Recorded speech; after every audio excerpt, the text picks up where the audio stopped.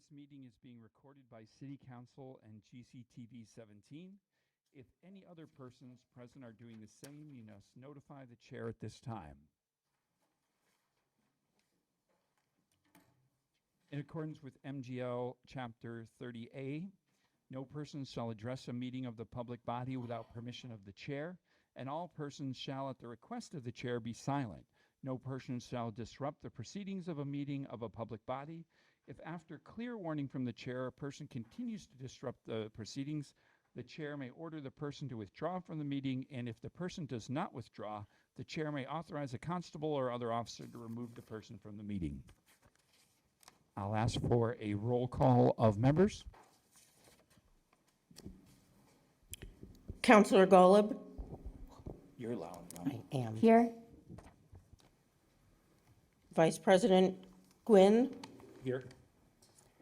Councillor Disorder? Here. Councillor Bottomley? Here. Councillor Bullock? Here, sorry. Councillor Lepiansky? Here. Councillor Mayo? Here. Councillor Elmer? Here. Councillor Forgy? Here. Councillor Ricketts? Present. Councillor Toronzo? There is. Okay. Yeah, I'm here. Vice President Gwynn, President Gilmore, and Councillor Healy notified the office that they would not be in attendance tonight. All right. Now, As did I. now we'll have the Pledge of Allegiance, which is voluntary.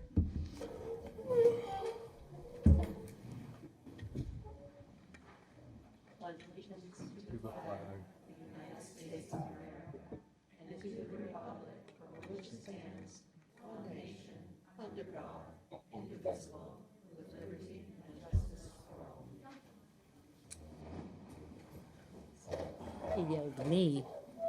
Like it's another person. Could that one's louder. Can I have a motion to approve the minutes? So moved, Ricketts. Second, Forgy. That's been made and seconded. Are there any changes to any of the minutes? All those in favor as accepting as in the minutes? Aye. Hi. Any opposed? Any abstentions? Seeing none. Communications from the superintendent of schools and the school committee? We received an email.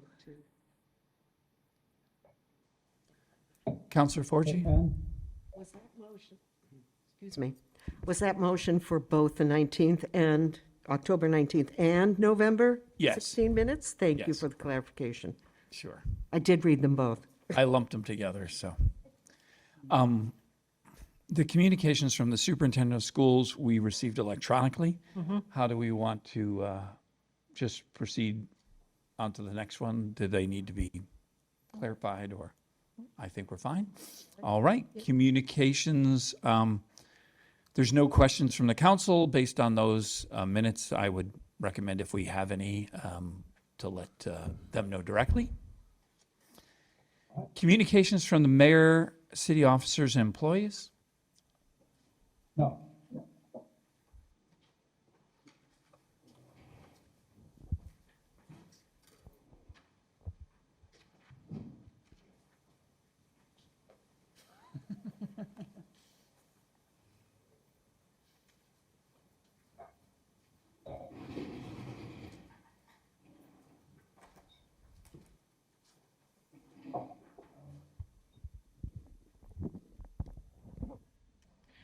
Good evening, counselors and folks here and online. So, in the good news category, I just want to let all of you know, some of you are in Capitol, and that the long-awaited Portland Loo is on order for the Chapman Davis parking lot. And it's about a 5 to 6 month process. So it'll be here sometime in the early summer. And Marlowe and company will do the do the work. And that helps save us some money. So that's on order. The other thing is I had the pleasure this day, it's been a long day, a lot of work, but I had the pleasure this day of being interviewed by Liz Hoffman, a 15-year-old from the Charlemont Academy, and you guys cannot hold a candle to being grilled by a very smart 15-year-old. So I was on pins and needles for a while. But I had help. She was interviewing us on climate change and what the city of Greenfield has done for climate change. So I had Carol Collins there with me. I had a lot of backup. I had Carol Collins with me, and I had Danny with me too as well. So that was actually the fun part of the day. At the end of the day, it was great. So what I want to do this evening, and I'll be relatively brief, is I want to address important work that you have to do for later this evening regarding items on the agenda. And that's the capital stabilization veto, the contract stabilization, which adds $100,000 to contract stabilization, which when voted will bring the balance in contract stabilization to $470,779. And then the French King zoning. So on the capital stabilization veto, it's a real mea culpa on my part. I wish I were perfect, but I am clearly not perfect. So my veto was of your reduction in capital stabilization. It was definitely not a veto of putting money into capital stabilization, which we definitely need in order to properly fund the FY24 capital requests. I consulted with our lawyer. I was unable to withdraw the veto when I realized that what had happened, which was that basically the veto is for the whole thing, not just part of it. So the veto stands. So overriding the veto enables, if I understand it correctly, the $2.2 million to remain in capital stabilization, which is sufficient for now. Having the $2.2 million in that fund enables us to fund some of the requests with those funds versus borrowing. And it enables us to also spread the funding of larger purchases with both a combination of capital stabilization and borrowing if necessary. So it remains important to have money in the capital stabilization fund beyond what's there.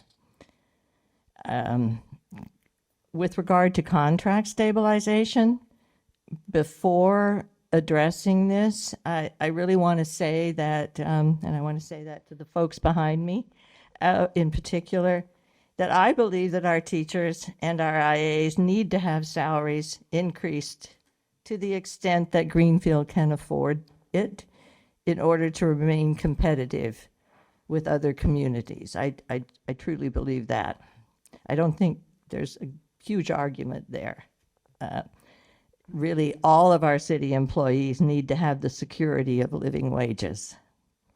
So taking the additional $100,000 in free cash that I've asked you for this evening, earmarked for the police audit, and authorizing it for contract stabilization brings the total in contract stabilization to $470,000 plus. I don't have the full amount of that. And I have already communicated with the school department that, you know, we are committed to taking a portion of that $470,000 for those contracts.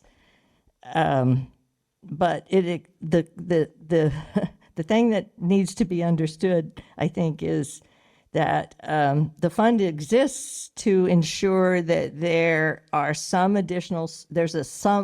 an additional source of funding other than the general fund, and in this case, the school budget appropriation, with which to assist in funding the first year only of the contract, and that's by policy of a collective bargaining agreement.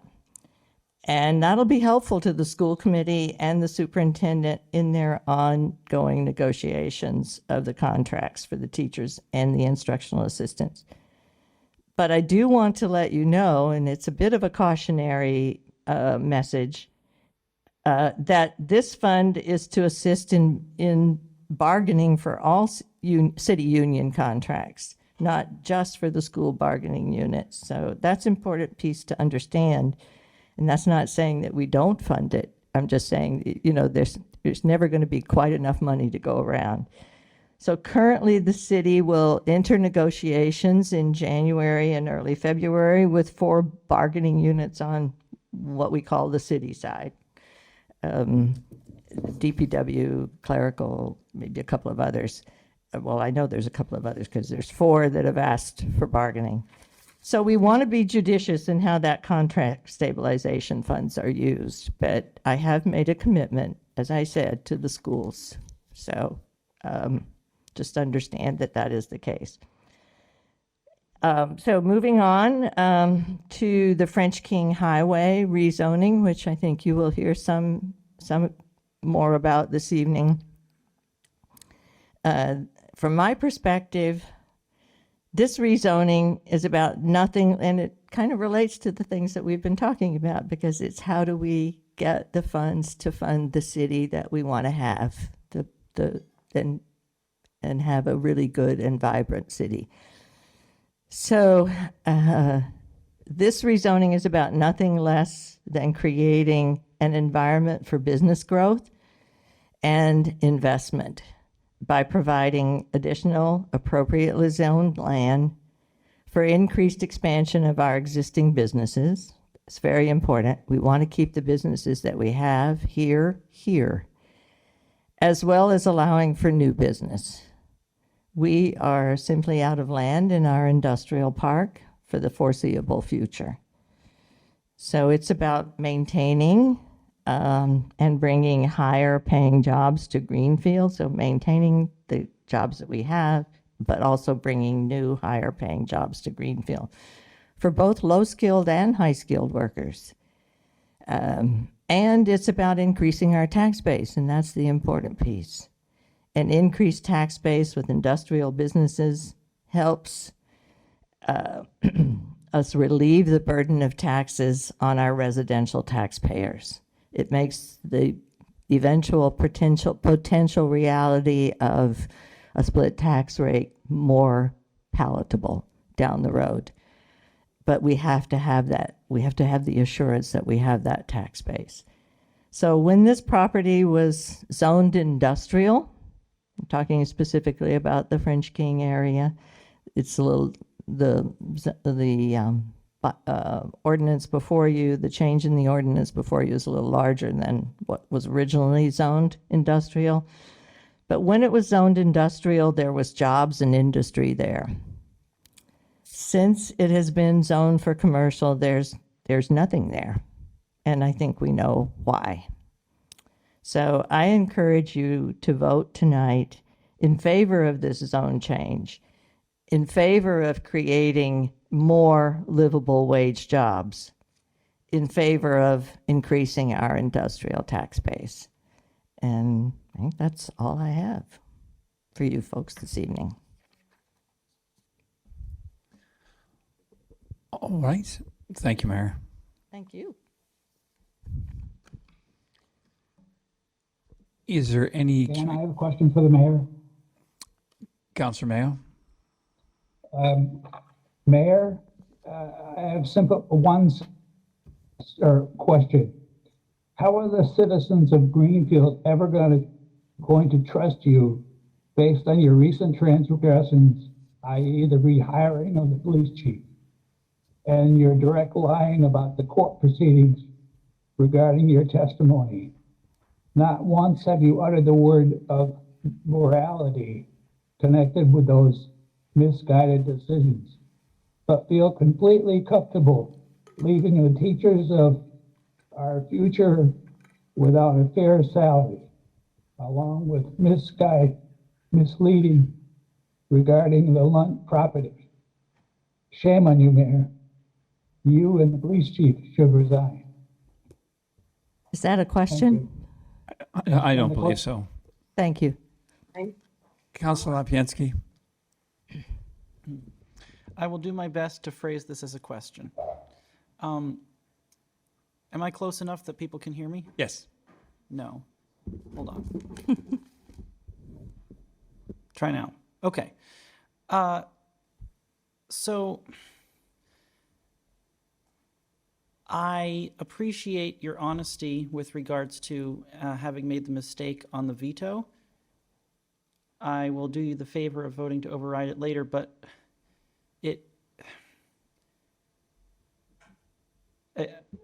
how could this happen? It seems that anyone could know that. Well, as I said, I'm not perfect. And so I had a conversation with Finance Director Liz Gilman and a couple of other people and said, can I override this veto? The answer was, yeah, you could. So as I said, how could it happen? Sometimes you don't have all the information that you need. Sometimes you just don't reflect on it long enough. So as I said, I can't do anything other than be honest with you. I made a mistake. That's where we're at. I see. And can you assure the public that in the future you will consult with your people prior to writing the veto? I did consult with them. But they didn't tell you that this would happen?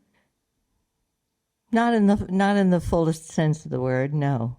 I may have caught some, Finance Director Liz Gilman, who was not feeling well, actually had COVID but didn't know it at the time, on a day when we didn't have an opportunity to really fully talk it out.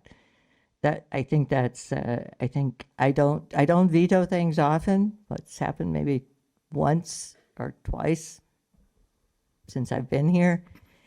That's not, I respect the votes of the council. I may not agree with them, but I always respect that you've come to them, and I hope with ample deliberation.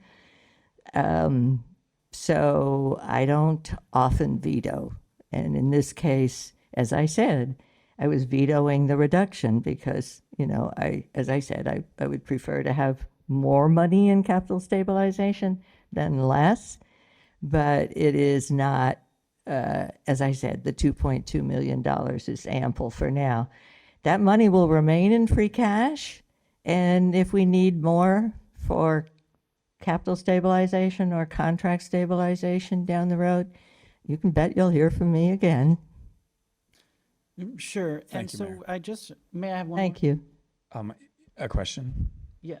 So with regard to Director Liz Gilman, when we were here last month, I was under the impression that we would have a new finance director. You do have one. I think they're both here tonight. I think Liz is on. She's training. Okay.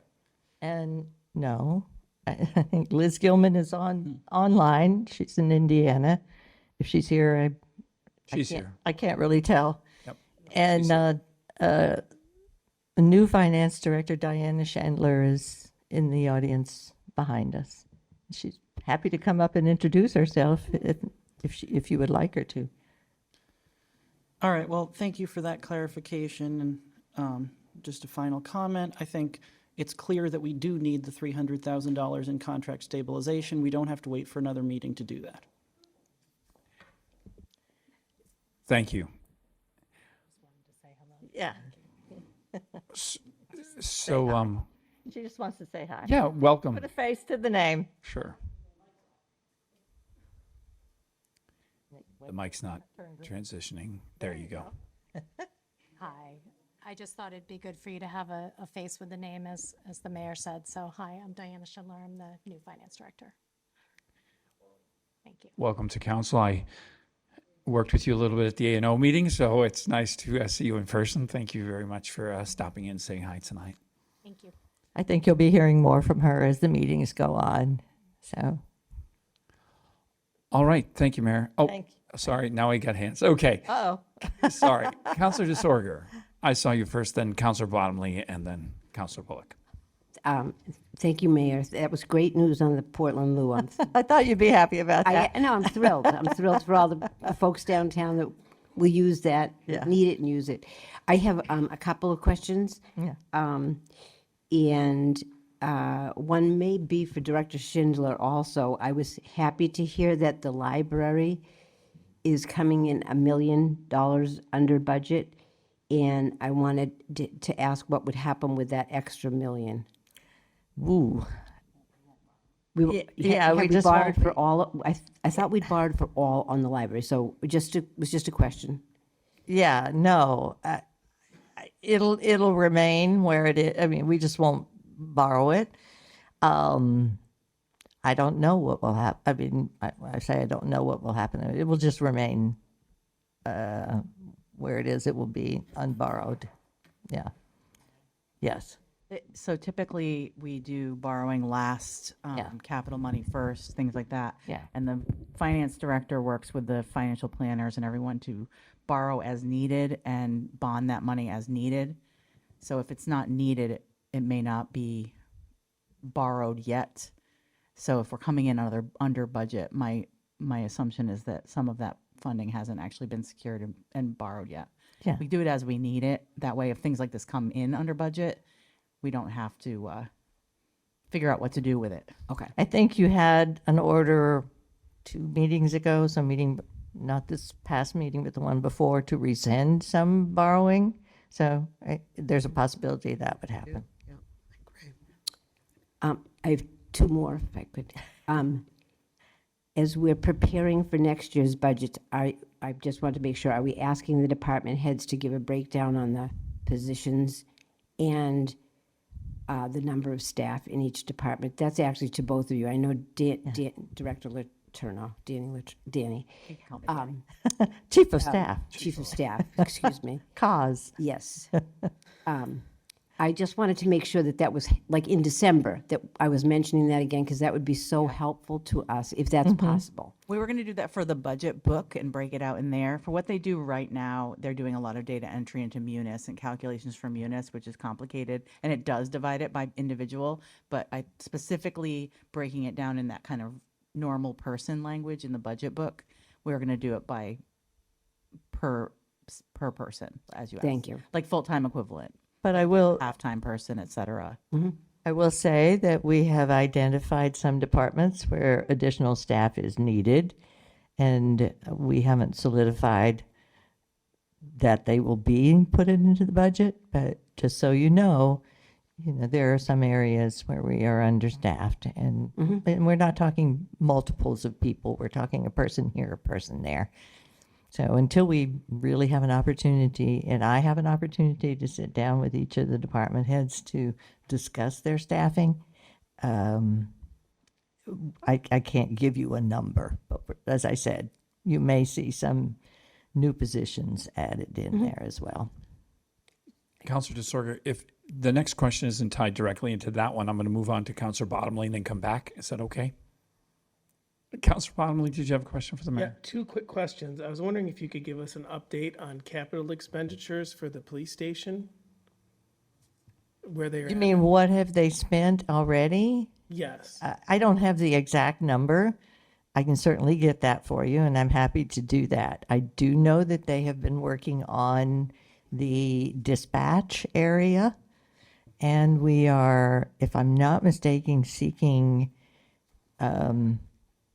estimates or bids, or not so much bids, but information on the water issue and what's going to be required to prevent that from happening. And I think you have an order ahead, maybe I'm wrong, but on the agenda this evening for covers over the stairway, but I'm not sure about that. At the back of the building. Okay, thank you. Just one other quick question. I know some of our officers were waiting on post certification, and I'm wondering if you have any updates on any of those officers. I do not. I'm sorry to say. Again, I'm happy to get that information for you if you want me to. Coun- Well, I guess you do want me to because you've asked me, so I'll get that information for you. Thank you. Yeah. Counselor Bullock and then Counselor Forgy. Yeah, thank you, Mayor, for joining us tonight and for normalizing making mistakes. I think we all do that. So I have two questions. One is about the contract stabilization funds, and then the other is about the French King Highway. So the first is just, it got a little muddled for me when you were talking. So the $470,000 that will be in capital stabilization, are you saying that you're committing that money specifically? Not the whole amount, a portion of it. Okay, and you're not willing to share the portion I that am you're not, willing not to- while negotiations are still, I believe, ongoing. Okay. And then the question that I have about the French King piece is, it's been brought up a few times that there's the potential to put some pressure on Ceruzzi to increase like tax revenue on the property. Ginny's brought this up a couple Yes, times she in meetings has, that I've yeah. been in. To be 100% honest, I was under the assumption that Ceruzzi was like a small family trust or something. And then I did a deep dive. I haven't heard back from them, but I did reach out to them because I wanted to hear for myself some of the things about the rules and stipulations they have on that property. But I'm sort of in a place as I'm thinking through this rezoning where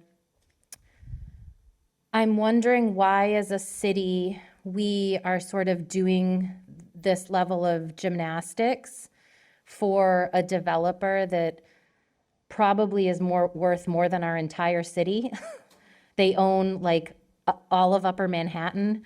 They're a huge developer and landowner. And so I'm just wondering why we haven't put that squeeze on them to get the tax revenue that we could be receiving regularly.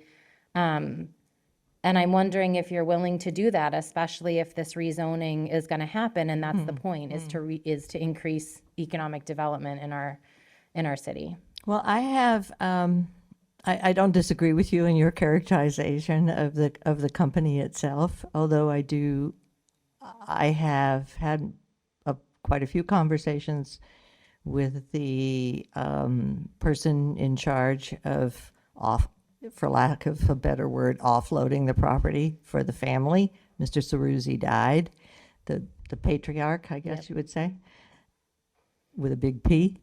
And the family was interested in liquidating much of their property.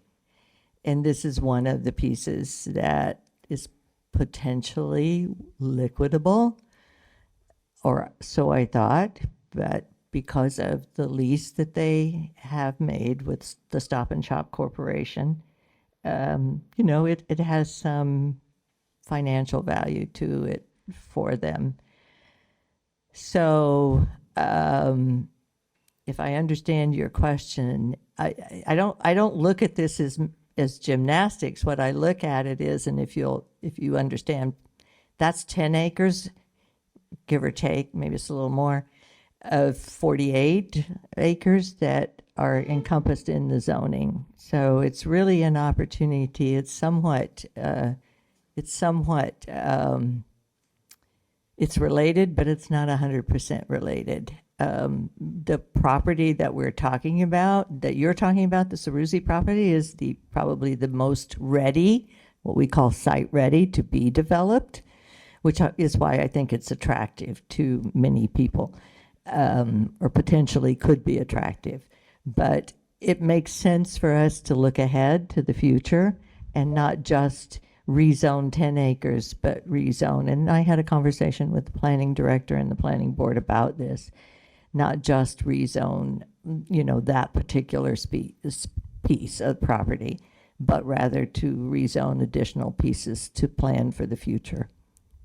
And, we have to let the market, once it's rezoned, we have to let the market play out and decide who's going to come and who's going to invest in the property. Did I answer your question? Not quite. Yeah. But I think that, Oh, I know what. You want to know when are we going, I think what I also heard you say is when are we going to ask them to pay an additional assessment.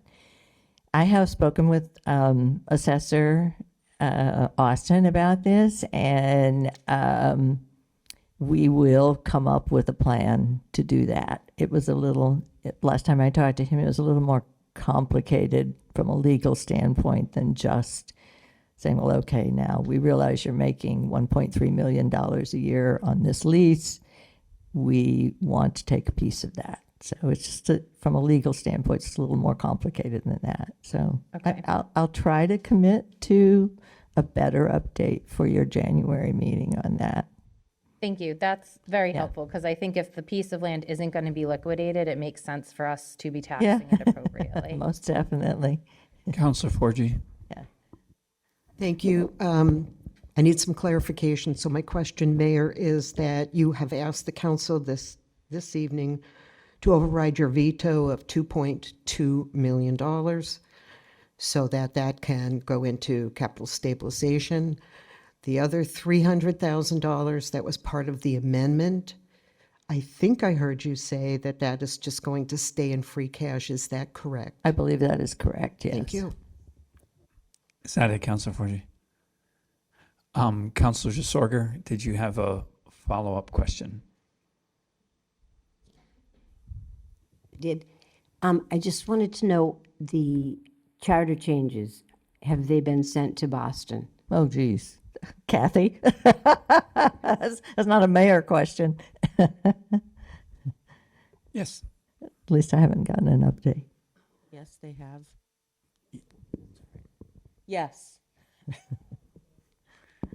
Yay. That's a good thing. Yes. Yeah.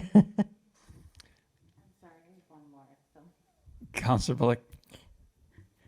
The other question was, when you said that the contract stabilization, that would only be the first year of the contract, any funds that are put towards. That is correct. So That's across the board, whether it's DPW, whether it's teachers, whether it's clerical, it's to make up a gap Right. that may be there. I mean, we should be, as departments, including the schools, anticipating the next fiscal year's wages, so wages and salaries piece, and funding it to the best of our ability. When we have contracts that have not quite yet been settled, it's like, not being able to, you don't know what to expect, but you can anticipate it.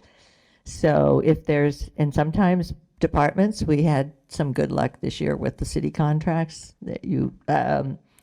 that departments were fine. They had money in their appropriation for the fiscal year to cover the contracts. But sometimes there's a gap, and that's what this is for. So rather have it fund the first year. And that was a policy that predates me, but I think it's a good policy. But so that means that any retro, The fund is created to cover retro. Yeah. okay. So Yeah, the fund, I see so- what you're saying. So whatever amount that you choose to fund the contract for the teachers, that will be able to be used. Well, I don't for choose it. The school committee does. but Right, whatever's As a member negotiated. of, yes. That will be able to cover retro pay as well as the first year of the contract. It might not cover all of it, Yeah, a obviously. portion. A portion, yeah, yes. Thank you. All right. Thank you, Mayor. I think we're set with Council. One quick follow-up. You guys have been taking lessons from the 15-year-old, I can tell. Could you point us to that policy? Is that a written policy? It's part of our financial policies. Do I need to ask you where? See that? Somewhere If in you the could county. Get that to me, that would be There was a vote taken in previous years. As I said, it predates me. I'll find it. Thank you. All right. Counselor. That was a Rickett. vote, there was a vote taken to create the contract stabilization fund. And in that vote was the clarification that it was for the first year of a contract. Counselor Ricketts. Yes, Thank you, Mayor. So at this point, we know how much money's going into contract stabilization. So from this moment forward, anything for the teachers or para contracts will all be done through school committee and negotiations, nothing at the council level. We have no say or purview. It's at school committee and negotiation level, correct? Unless we have to come back to you for more money from free cash. Yeah, Right. that's where you would come into play. Okay. But you're right, essentially, you're right. It's up to the negotiating committee to work with the teachers. I hope everybody's, Okay, because it's bargaining in not on good our faith. agenda tonight or anything, Yeah. so there's nothing that council can do at all about this negotiations. We do not sit on school negotiations, nor do we. that is right. What's sit on your, School committee, except for you. So I just wanted to make sure, I just was looking through this, double checking it to make sure there's nothing here that we're voting on or we're deciding on. You will send us an order forward if you need more money for teacher contracts after negotiations. for more money, yes, but what is in front of you tonight, which is what I was explaining, is there is an order to take $100,000 from free cash that was earmarked for the police audit and put it into contract stabilization. And that is what will bring up the funds that are in contract stabilization currently to 470. But we can't, we don't tell you what to do with it No, at all. We have no say. yeah, Thank you. right. Thanks for that clarification, Councilor Ricketts. Any other questions for the mayor? Seeing none, thank you, Mayor. Thank you. Thank you. And Chiefala. Where she is, We appreciate right-hand woman. we appreciate that. We're going to get the public comment. We have some that are online, and then we have this list. I just want to reiterate one point before we start that comes out of that, and Councilor Ricketts just brought it up.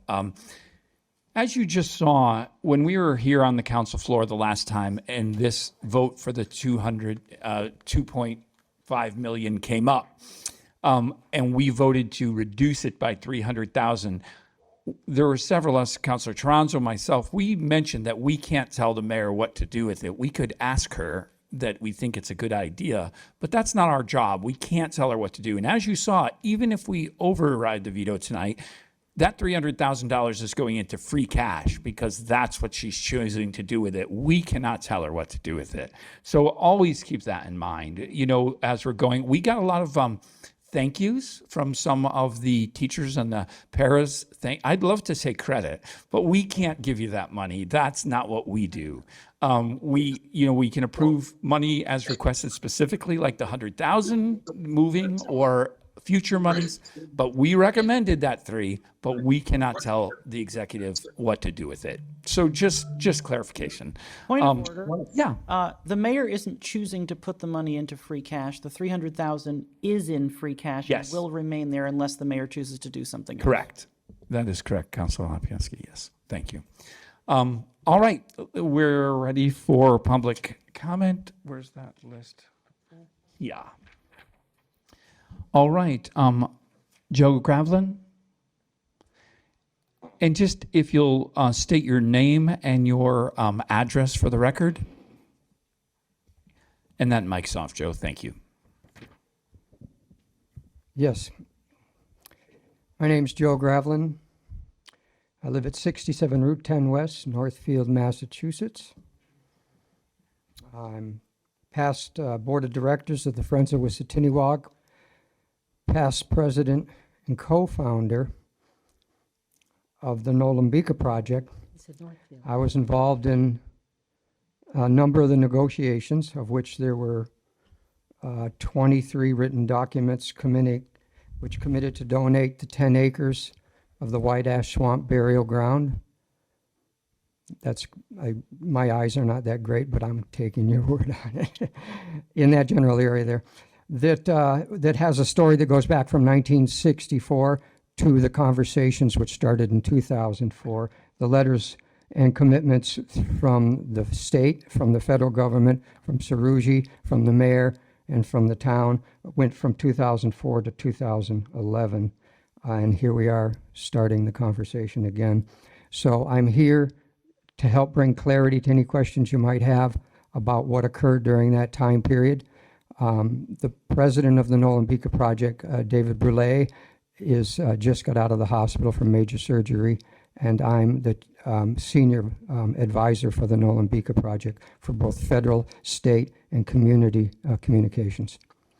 So I'm here if you need to ask questions. All right, a couple points of clarification. Not from you, sir. Thank you, Joe. Two things. One, the abbreviation for Northfield looks like Greenfield on this list. So remember, we take Greenfield residents first on public comments, so that was an error on my part. And second of all, public comments, there's communication from other city employees by invitation. I was unaware that we asked Fernando to speak this evening, and Fernando is here from IT. So I apologize as I stepped in, and I don't have notes that we asked him to speak. So I apologize. We're going to take a step back from public comment. And Fernando, if you could just reiterate why we asked you to be here, and then we'll go from there. I thought I was going to get away without having to speak for a minute there. Yeah, I was asked to stop by because there were some issues that you had with the Zoom sound last meeting.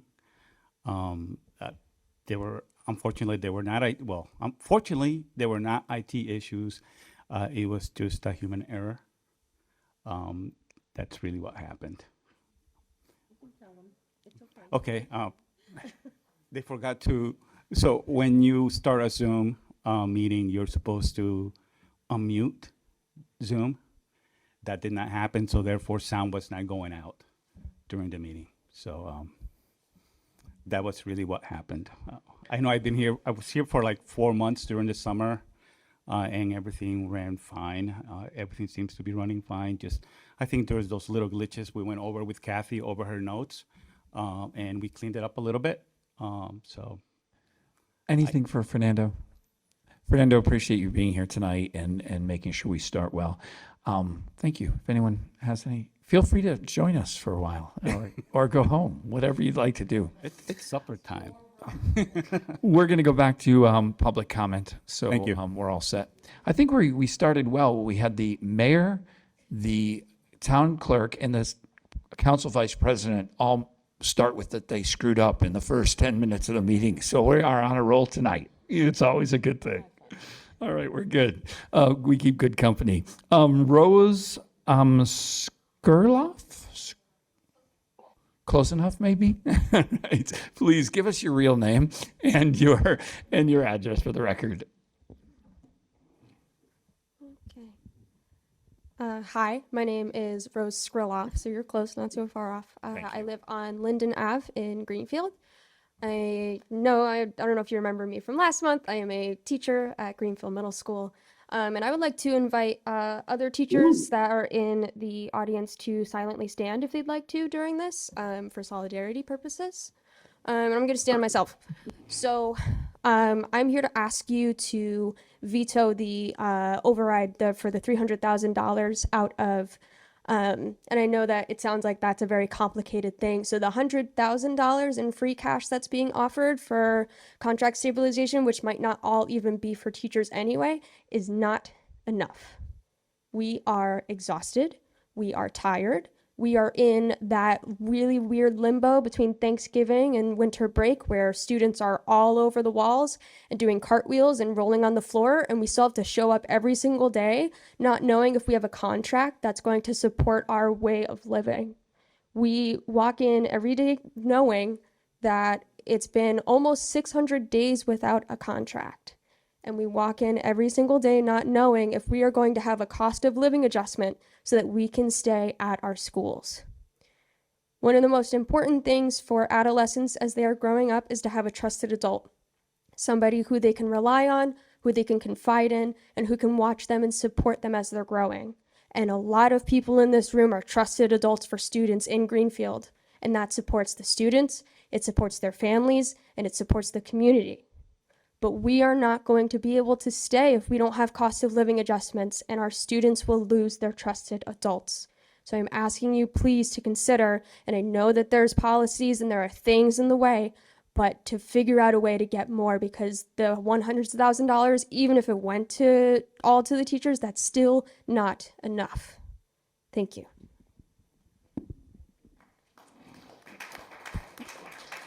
Okay, Luke Martin? And then after Luke will be Andrew, just so you're ready to step forward.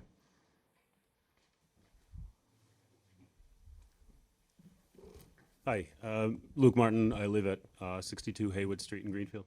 I'm a teacher in the Greenfield schools, parent of Greenfield students as well.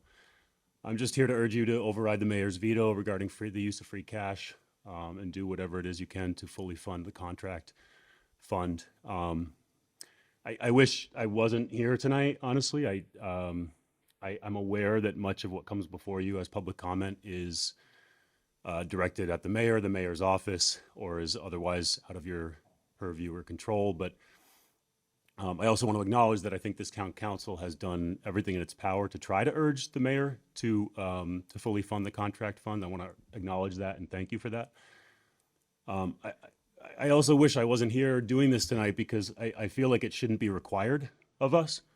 Those of us in the room here tonight are good at working with children. We educate and care for children in classrooms and libraries and nurse's office. We shouldn't be required to come before public bodies every few years and explain why we are worthy of a fair contract and fair pay. I wish that wasn't a job requirement, but it clearly is in this town, and it's sad to me. So I wish I didn't have to do that. I mean, call me crazy, but I feel like the school leaders, administrators, school committee, those who are hired and elected to make decisions about our schools should be making the case for fair pay and should be making the case for a fair contract as a matter of retaining teachers and recruiting teachers. But we don't see that happening. We don't see that communication after previous meetings. It's abundantly clear that there isn't a lot of communication between the superintendent and the mayor and the school committee and the council about properly funding teachers' contracts. So here we are, doing it for ourselves when I don't feel like it should be required. And frankly, I'll end by saying I also wish I wasn't here because, to be perfectly honest, it's humiliating. For those of us who are educated and trained and licensed professionals to have to come here and essentially beg to be treated fairly and to be funded properly. It's embarrassing. It's humiliating. And it's humiliating on a personal and professional level, but I'm also a member of this community. I live in Greenfield. My kids are educated by the folks behind me, and it's embarrassing. It's beginning to be quite embarrassing as a community member to live in a town where the teachers have to come to meetings like this and prove ourselves worthy. So for so many reasons, I wish I wasn't here doing this tonight, but I just urge that you do whatever you can, and I understand where the limitations are, but whatever you can to properly fund the contracts. And I thank you for what you already have done. Thank you. Thank you. I'm gonna ask that we try to keep the applause and such just to a professional level meeting for us, and it just get things moving. I thank you, Andrew, Vernon. Mr. Gwynn, it's Varnon. Varnon, okay. Thank you. My name is Andrew Varnon.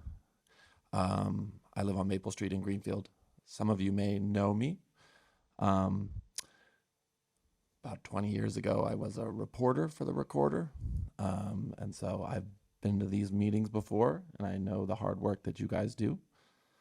I am now a teacher in the Greenfield Public Schools. So I think I see this from 3 different points of view. I'm a teacher. I'm a parent of students, and I am a homeowner, a taxpayer in Greenfield. And I like Greenfield a lot. I like to think that I'm a Greenfield exceptionalist. I think it's a pretty great town, and I know that over the 20 years that I've been here, we've done some good things. But you know, through the twists and turns of my life now, I've ended up, you know, teaching fifth graders. It's a very humbling experience. And I am in awe, really, of my colleagues, some of who are standing or sitting behind us here. They are amazing people that do a really great job. I strive to try to do at least some part of that. And they show up every day, and they work really hard. I think that I have learned, as being a teacher in Greenfield, that despite all of the things that are going well in Greenfield, we also have real struggles. And I can see in my classroom that the room here is not necessarily representative of the people who live in Greenfield. I think there are people who are here who are have real obstacles in their education, and what we do is not easy.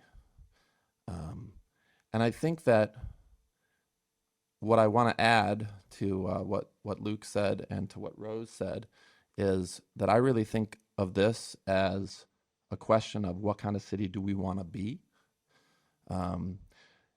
I have, as a teacher who's you know, doesn't have a contract right now, I've paid attention to the strikes in Malden and Haverhill. And in those places, what they said was, look, if you don't pay the teachers, they leave. If you have teacher turnover, then you are not able to provide the quality of education that you expect of the students. That shows up every time somebody buys a house in Greenfield. One of the things that shows up in the listing of the real estate is it says, how good are the schools? So this is really a material difference. Thank you. It's not a luxury. And so I would ask you to do what you can do to override the veto and provide the money that's not just for us, it's for our community. Thank you. Thank you. I'm going to move on to Zoom. And then we're going to hear from Susan Wergaftik. Susan, are you on? Yes, thank you very much. I appreciate your allowing us to have this opportunity. First of all, happy holidays. My name is Susan Wergaftik. I live at 45 Forest Avenue in Greenfield, and I have 3 issues I want to briefly bring before you today. On the ongoing saga of the Lunt property cleanup, the Department of Environmental Protection has presented questions about the safety of the Lunt property and its environments. In all cases, 401 Liberty Street, the tenant and employer of the licensed site professional has, at best, dragged their feet in responding to those questions, and beyond that has stated that the questions that the state has asked are irrelevant. We understand that 401 Liberty Street received a TIF from the city of Greenfield for over $600,000, based at least in part on cleaning up that site. I'm asking you to please rescind the TIF from 401 Liberty Street and claw back any tax abatement benefits they have received thus far. They've not met the requirements of that benefit. Secondly, the teachers and aides who work for the city deserve a decent contract and decent wages. Please override the mayor's veto. But in addition to that, there was $425,000 that was cut from the police department budget this past spring. Assuming that the mayor was budgeting within the taxes that are being collected, and cannot these funds be put into the contract stabilization fund to boost the funds that are available to adequately fund the city's teachers, as well as other contracts that will be coming up in the future? The lack of money in that fund should not be used as a reason to lowball the negotiations. And thirdly, as we move into 2023, we should be considering what happens to the Hope Street parking lot when the fire department moves into its new headquarters. There's state money available to help build housing there, and I hope that we will support the idea of having housing in that facility, in that area. I thank you very much for your time. Thank you. Also, Glenn Ayers. Glenn, are you on? Yes, I am. Thank you very much. My name's Glenn Ayers. I live on Davis Street in Greenfield. I appreciate this opportunity to address the council and want to thank you for all the great work that you do. I'd like to give you a brief year in review concerning the Lunt Hazardous Waste Disposal Site on Federal Street in Greenfield. About a year ago, a group of 36 residents petitioned the mayor's office to designate the Lunt property as a public involvement plan site. And that was an automatic designation. Since then, the PIP group has grown to at least 115 residents of Greenfield, including 8 city council members. But during the past year, after the PIP group was formed, the DEP announced that they would conduct a full audit of the site because of the failed cleanup efforts. And the DEP audit was issued in May, and it included a notice of non-compliance to the city for their lack of effort in following the regulations to clean up this disposal site, which is highly contaminated and is contaminating the adjacent neighborhood. In June, this city council passed a resolution that expressed a complete lack of confidence in the LSP, the licensed site professional, that has been in charge of the Lunt cleanup, but who works entirely for the developer and does not represent the city. The city has never had an LSP. It's time, way past time, for the city to hire an independent LSP to map out the steps needed to clean up this hazardous waste disposal site. It's also time, as the previous speaker said, to revoke the special tax assessment, tax increment finance agreement, and claw back the city council's approval because of breach of contract of that agreement.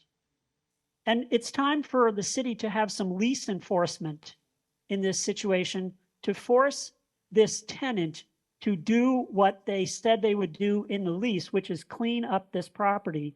Apparently, they have spent nothing on the cleanup of the hazardous waste, which continues to spread into the adjacent neighborhood.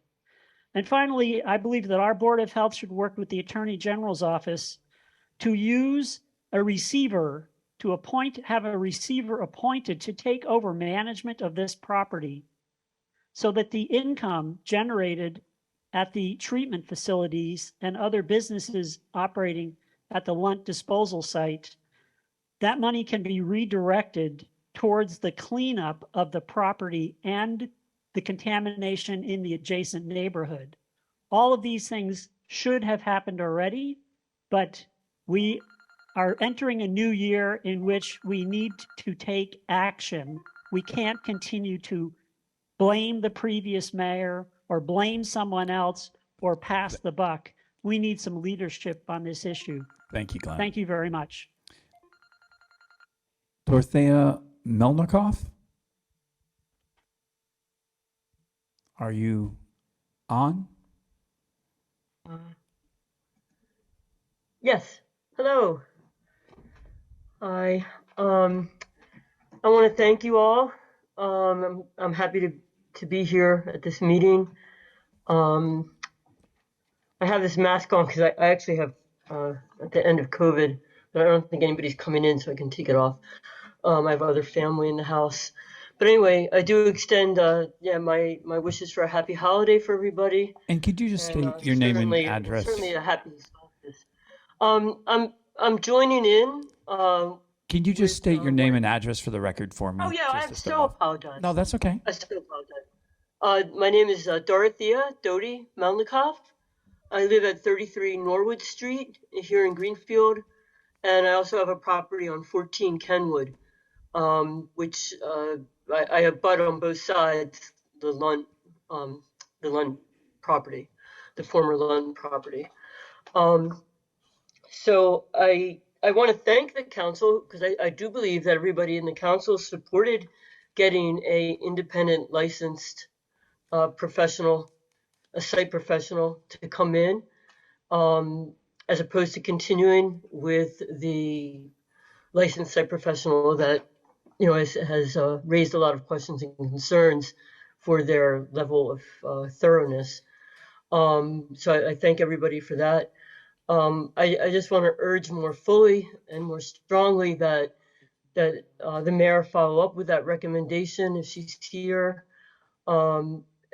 because there's a lack of trust really in the current licensed site professional who's managed to drag their feet and not to do a good job, and have left me and the community, kind of in doubt and wondering, to the extent that this problem is affecting our lives and our health, including the current treatment center, which is on the property, and the staff and the recipients of care there.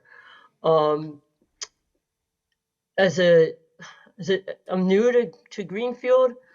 I moved here in 2017 to 33 Norwood, and I have the house across the street, 2020. I didn't know anything about this. There was no disclosures. There was nothing about the fact that there was, toxic contamination that was left unchecked. So, I expressed concern for my family who I have living here with me, and for, on both sides. My granddaughter is in the house next door on 14 Kenwood. So, so mostly I really urge everybody here to take to heart. And the mayor, I appreciate she did meet with me, but she is, she's pretty stubborn about not getting a new licensed site professional, an independent professional in there to really, look at this situation with new eyes and with new insights to help us. It doesn't feel good, living with this question and living with these concerns on a daily basis for my community and for my children and for myself and our neighbors. Thank you. All right, we'll go back to the room. Tara Cloutier.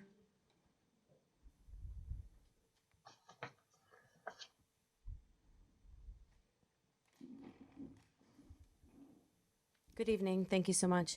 My name is Tara Cloutier. I reside at 255 Coleraine Road, Greenfield. I'm a teacher at Greenfield High School. I'm the vice president of the GEA Teachers Union. I'm a parent of a graduate and 2 seniors right now at Greenfield High School. And my family all reside here. I'm a vested person in this conversation. I just want to say how frustrating this is for us as teachers. It doesn't make any sense. I sit here each time and I'm like, oh, really? You can't do anything. No one can do anything. It's not the problem of the mayor. It's not the problem of the teachers. It's not the problem of the school committee or the city council. Nobody seems to be communicating with each other. It seems to be the funds questions are just not really answered. But where we're at right now is we're not funding our teachers. And you're talking about, I just want to address the insulting, how I feel insulted and this group feels insulted. If we're going to talk about the contracts that are set to expire in June, and our contract expired 2 Junes ago, in June 2021.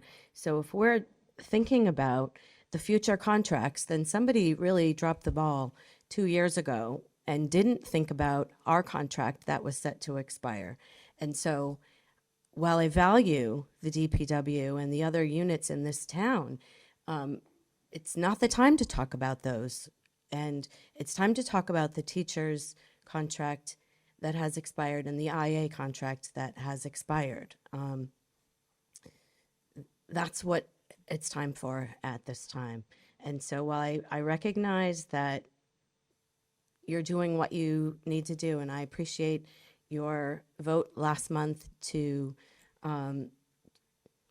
to move the $300,000 into the contract stabilization fund. And I ask you to override the mayor's veto. But I also ask you to, as a governing body of this city, to figure out what's going on here. Because we're the ones suffering the consequences of a lack of a system, from what I can see, that I don't see the system that's working. Thank you so much. Thank you. Al Norman?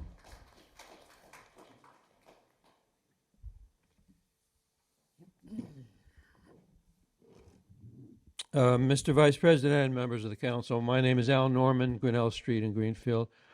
Tonight you will take one of the most important votes of your career as a city councilor. It's not a vote about one company or about one land deal. It's about hundreds of people in this city this evening who are working at jobs with little future. They're working at the drive-through window at CVS. They're washing dishes at Applebee's. They're underemployed, underpaid, and yes, underhoused. Their rent is too high. They crack up at the thought of the cost of a dozen eggs. Their car needs fixing. Their electric bill is a shock. They see little hope of finding a job at a living wage. But 8 years ago this month, Greenfield promised its residents in its sustainable master plan an economic development vision that, quote, in 10 years, living wage jobs will be provided to support and expand innovative business development, unquote. Our strategy was to, quote, nurture existing and new business owners to grow their businesses locally and sustainably.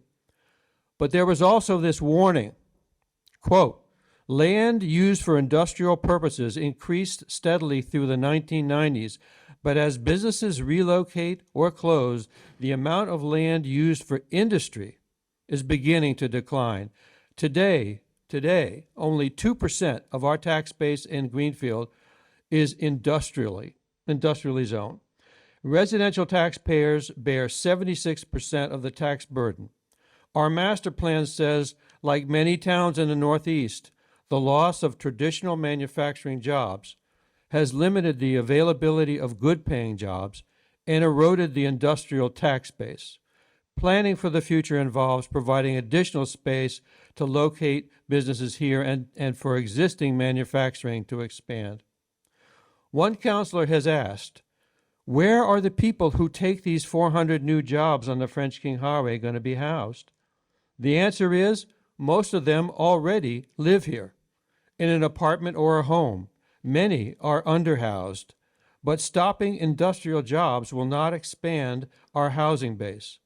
We must create more affordable housing, and we must we cannot undermine that goal if we force living wage jobs to relocate to other towns. And as for retail, 53 cents of every dollar spent at an independent retailer recirculates in our local economy, but only 14 cents of each dollar we spend at a national chain store stays locally.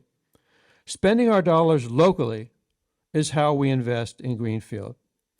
EDC Chair Philip Elmer said tonight's vote will either be, quote, City Council approves or City Council blocks living wage jobs. We need at least 9 of you to advance our housing, retail, and industrial sector, and, I'll be done, mutually exclusive. They are not mutually exclusive. We are not a one-trick pony. We can work together to address the underhoused, the underemployed, and the underpaid. I urge you to vote yes, but I want to ask at the end of this statement that you table this motion until January, because frankly, I see 10 people here tonight, Mr. Chair. I see 10 people here tonight. We don't have enough people to do this important vote. Please reschedule it for January. You have until February to make it happen. Thank you. Andrew Charlton? Andrew?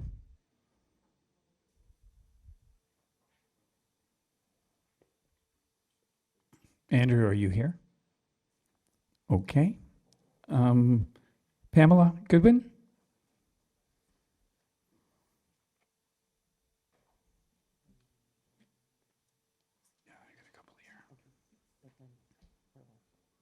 Good evening, counselors. Pamela Goodwin, 54 High Street. I come every month. I want to thank the mayor for talking about the Portland Loo, because I was so sick of every month talking about where a person could relieve oneself. I don't have a time frame, but I do know that the food co-op is where they send everybody, and now you must buy. I bought some pecans so I could put a code in and go to the bathroom there. You know, when they're in the Wilsons, maybe they'll let people pee and maybe they won't. I don't know. So I am grateful to stop talking about that as long as that it's on order, not for 4 years. I also want to thank the counselors for all your hard work. I'm a member of the PIP. I know Glen Ayers very well. I almost tried to give up a lot of local things because of my state obligations in public housing. And I want it known that he is a retired scientist that came out of retirement to work his fanny off on this concern. I also want it known that I have watched the Human Rights Commission, and a few committee meetings ago, it's a commission, sorry, I asked them, as a public person allowed to make a comment, could you please make a statement about healthy water, healthy air, and they said they'd work on it. It still hasn't been done. And Mr. Ayers was present when I watched it on YouTube, and the mayor attacked him.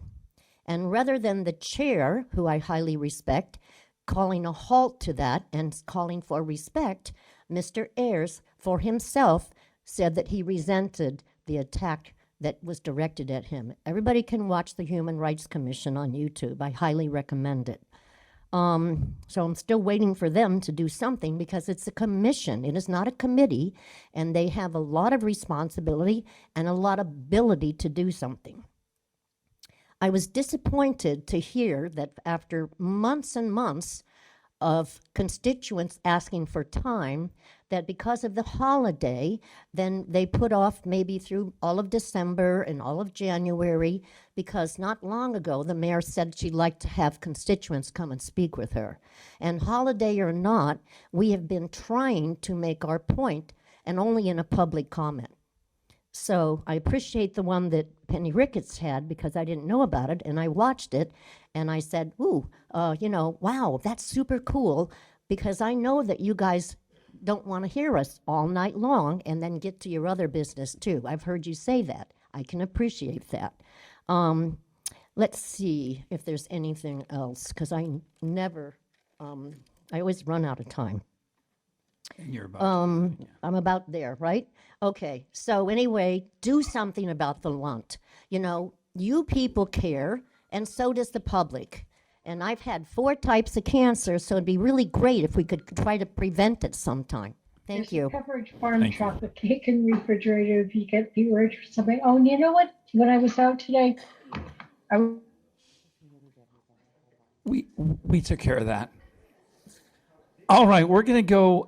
We're gonna go to Zoom, seeing that's where we were. Rebecca Seyfried. Hi, yep. My name is Rebecca Seyfried. I'm at Maple Street in Greenfield. And I am here to speak in support of the teachers and instructional assistants in Greenfield Public Schools. I wanted to also thank the council for the opportunity to speak and to be here via Zoom to voice my support. So to the council, I would like to ask you to vote to override the mayor's veto. I also would like to ask you to strongly encourage the mayor to add $300,000 from the free cash to contract stabilization. I understand you can't make that happen, but I think having your unanimous voice urging her to do so would mean something. So as an employee, not of Greenfield, but whose own union recently negotiated a contract that took several years to negotiate after it had expired, I can share how prolonged negotiation and efforts to undercut salaries ends up eroding trust in leadership. We've heard, you know, the educational folks here tonight share about that. This is just the way it happens. There's no getting around that. It also leaves staff feeling undervalued. So I think that the council coming together and urging the mayor to make this decision puts her in a position to either accept that or not. And if she chooses not to allocate that $300,000, not following the council's suggestion would send a message to the teachers that they should look elsewhere for a job. It's very interesting to me that the mayor is interested in expanding our tax base. We're talking years from now when we have this kind of urgent crisis right now. But I ask, who will be here then? Who will profit from that expanded tax base? If young families start moving to other districts and teaching staff take better jobs elsewhere, it will be too late to start investing in education then. I also encourage the council to start looking into ways to better guide our community's budget to reflect the values that we hold dear. Right now, the refusal to allocate funds to contract stabilization sends the message that buildings are more valuable than people. And I urge you to investigate the bylaws, the policies, and procedures to find out how you can start to make change happen. Lastly, Councilor Mayo asked the mayor how she could restore her trust, or how the community would start to trust her again. And I think that this message, the council coming together and saying, we urge you to do this, this gives her an opportunity to start restoring that trust. Thank you very much. Thank you. Rachel Cronin Townsend.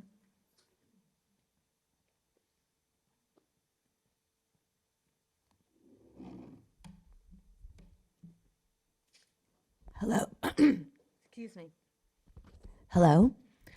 My name is Rachel Cronin Townsend. I live at 51 Madison Circle here in Greenfield, but I think you should call me Charlie Brown. I am weary. I am tired. I will probably cry while I am talking to you. I left the candles in my menorah burning in my window so I could come to this meeting. I want to be really clear about that. That's not fair. I have been teaching in this district since the last millennium. I nursed my children in the staff rooms. They are both Greenfield graduates. And I have been pink slipped 5 times for budgetary reasons while I've been teaching here. It's not fair. It is not fair that I need to keep track of who has the power so I can know who to talk to in this town. I am tired. It's not fair. So I am asking every single person who has any power to do anything in Greenfield to take care of me and my people. I mean the instructional assistants and I mean the teachers. They are all my people. Take care of us, do your jobs, use your power the right way. Thank you. Raymond Paquette. Raymond Paquette.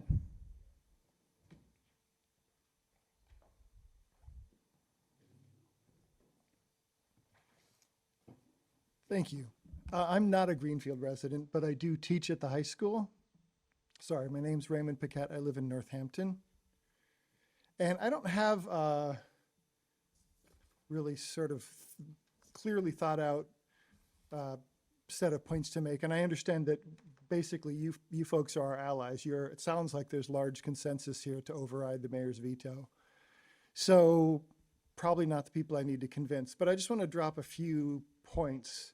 One is it's easy for us, all of us, to kind of get lost in the details, but ultimately where the money comes from, who makes what kinds of decisions, these are all decisions that reflect the values of the town.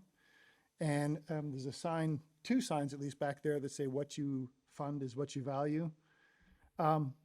Greenfield High School, it's a great place. I like it. I like working there. I love my colleagues. I love my students. That's why we teach. It's not for the money. We are among the lowest 10% sort of on the statewide teacher salaries, we're towards the bottom, way down. Not very good. We're understaffed at Greenfield High School, which makes it hard for everybody and honestly it's not the best. We would do better if we had full staffing. We don't have full staffing. It's hard. There are teachers not applying. There are teachers, my colleagues, who are leaving to go somewhere else where they have a contract, they feel respected, and they get paid. So ultimately, wherever, I mean, I remember that you folks are kind of on our side here, but bigger picture, what Tara was saying about why this comes up over and over again, why contracts can't get settled, there's no money, that's part of the bigger picture of the city. And ultimately, how the city spends its money is a statement of values. A budget is a moral document. I've seen that quote. I couldn't find the source for it. But that's a statement of the values of the city. And if the city can't find the money to pay the teachers and settle the contracts, before their 2 years expired, that's saying something about what the city values. And I don't know that that's what people really want to say, but it's what's coming out right now. So thank you. Thank you. That's going to conclude public comment. I'm going to go to public hearings and second readings, page 50. Councilor Forgy, are these yours?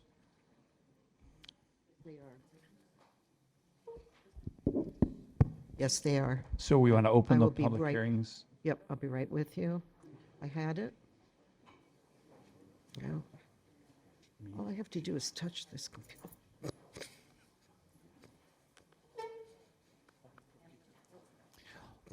All right, I would like to open the public hearing at 7:52 for the repurposing of $67,060.51 from the school department capital accounts for school phone system. And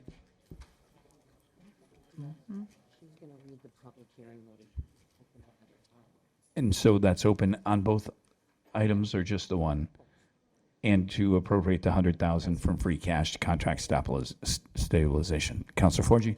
In accordance with Home Rule Charter, the Greenfield City Council will hold a public hearing on Wednesday, December 21st, 2022 at 6:30 p.m. at John Zon Community Center, 35 Pleasant Street, and Zoom, the address is listed below, to receive public input on the following: repurpose $67,060.51 from the school department capital accounts for school phone system and appropriate $100,000 from free cash to contract stabilization fund 8403. The city council may consider the same on Wednesday, December 21st, 2022 at 6:30 p.m. at John Zon Community Center, 35 Pleasant Street, and Zoom, address listed. Materials can be obtained from the city clerk's office, 14 Court Square, from 9 a.m. to 4 p.m. Monday through Friday, or phone 413-772-1555, extension 6163. Sheila Gilmore, Greenfield City Council President. And would you do the second reading also at this time? Yes. City Council second reading, December 21st, 2022. Repurpose $67,060.51 from school department capital accounts for school phone system. Appropriate $100,000 from free cash to contract stabilization fund 8403. Thank you. Is there anyone here to talk to us on the public hearings?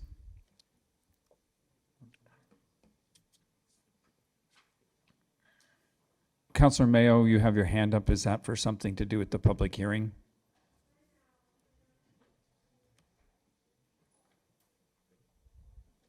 Yes. I just have a question, but I'm not sure if there's anybody there that can answer the question. You have the council here. That's about it at the Okay. moment. Good answer. Does anybody know how old the current phone system is? There's backup paperwork in our packet. Okay. I believe that information, Councilor Mayo, will be in the packet. We're not voting on this at this moment. We're just doing the public hearing so we can take a look at that. Is Okay, there any other, anyone else here for the public hearing? Seeing none, I would like to close the public hearing at 7:56 p.m. Motion, orders, and resolutions. The mayor's veto, is that Councilor Forgy? A point of order, we're at 90 minutes. Should we take our recess before we go on to the next section? Yeah, 8:30 will, we've got some time. We'll 8:30, 6:30 to 8:30 would be the, we'll try to take it then. Councilor Forgy. Order number fiscal year 23-080, the City Council moved that it be ordered in accordance with Charter Section 3.7. Approval of the mayor, exception, veto, order number fiscal year 23-045, vetoed by the mayor on November 21st, 2022. Appropriate the sum of $2,200,000 from free cash to the Capital Stabilization Fund 8402, previously voted on by City Council on November 16th, 2022, is hereby approved. 2/3 vote required. Second, DeSorger. The motion's been made and seconded. Any comments on this, Councilor Forgy?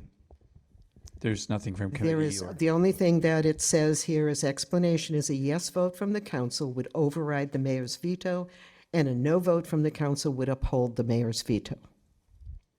I saw Councilor Toronto. Yeah, I kind of waded through not being able to phrase this as a question when the mayor was up there, and I was kind of hoping some of the folks who spoke at public comment would have stuck around for this vote, as they asked us to very clearly to veto this, even though it really doesn't have anything to do with their contract. I think that was a split on the understanding as well. But also to clarify with some of these things that the question is being asked where this, almost how our government is set up and what we have the power to do and what we don't. And in this case, if we don't override this, we're not allowing $2.2 million to go to capital stabilization. It has absolutely nothing to do with anything else other than that. And as the mayor pointed out, this was like an error. It happens. I understand what she was trying to veto was us lowering the $300,000, which is what, in this case, the teachers wanted us to appropriate into something we can't do. And I just think it needs to be clear, and I really would have liked folks to have stayed long enough to hear this, is we aren't just trying to sit back and say, hey, this isn't our job, it's somebody else's job, and pass the buck. We literally cannot do it. The only way we would ever be able to do that is through a charter change, which would change the rules when they're asking us what kind of procedures and everything in our power that we could do. It would literally take a charter change on how our executive and legislative branches are organized. And that, I think, really needs to be echoed not only in this conversation, but I don't know, to anybody in this city that would have their ears open to it, is knowing, I mean, even just a little, or taking the opportunity. Like I said, everyone wanted to speak. And I'm not trying to be a jerk here, but everyone wanted to speak, but they don't want to stay to listen. And I think that that's a big disparity in some of the different parts of how the interaction between the city government, the city offices, and the general public. It's where some of the divide is everyone wants their chance to speak, but they don't want to listen. And some of those answers can come really, really clearly. It was for this reason that why I wanted to bring up having these conversations with the executive branch directly, having that more open communication with the executive branch directly. And I got to say that I was really put off by the suggestion that we would use one of our subcommittees to kind of host that. The whole idea was that we don't have, like, though we should be listening and we can, it's not our position to facilitate that direct line between the public and the executive branch. If we explain clearly that that's the avenue that needs to be taken, that allows for that communication to happen. And I think it should be beholden to the executive branch to really run with that. And again, it's not to pass the buck from having to listen to it. It's not that it is cumbersome, but it's not because that it's cumbersome to have long public comment sessions. It's because it's unfortunate that we are the only platform that allows for that to happen. And that's what I was trying to suggest changes, because it's just not the right avenue. And so it's going to make people feel like they fall on deaf ears. And I'm sorry, I went a little way off topic on this appropriation, but it's for this reason that we were just encouraged so wholeheartedly to veto this thing from a group of folks that think we're doing it in some way to help their position, and we're not. And so that's why I brought this up, was to point out that split in understanding, and just to clarify that. But yeah, I'm totally going to vote on this. I appreciate you clarifying that you went way off topic. If Yeah. we could try to stay on topic It's so we can get through these meetings a little bit. But That's my your sandbox. point, your point was there. Your box was good. You know what I mean? But it was good. Councilor DeSorger and then Councilor Lapinski.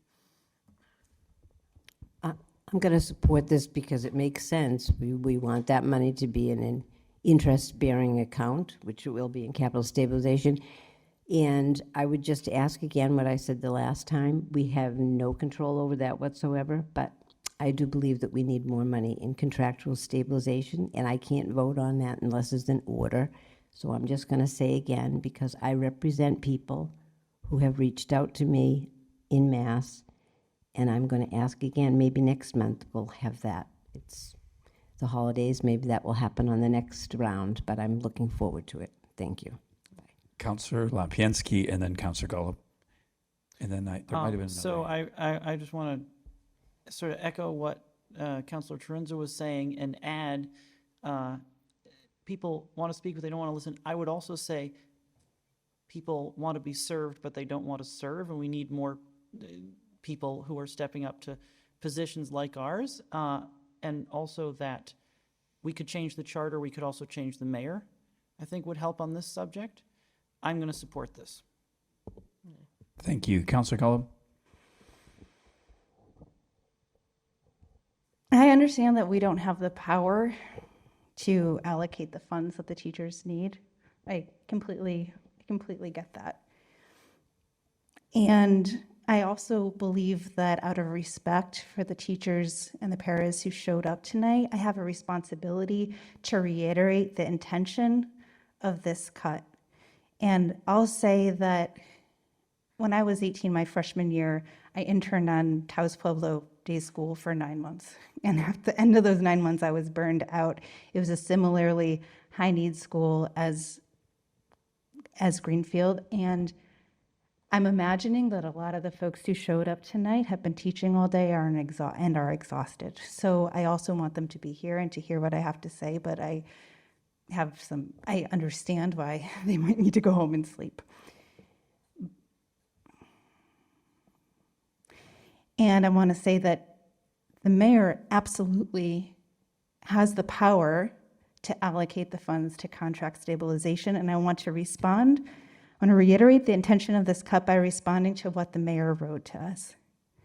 She wrote that our move to reduce the cut was ill-advised and short-sighted.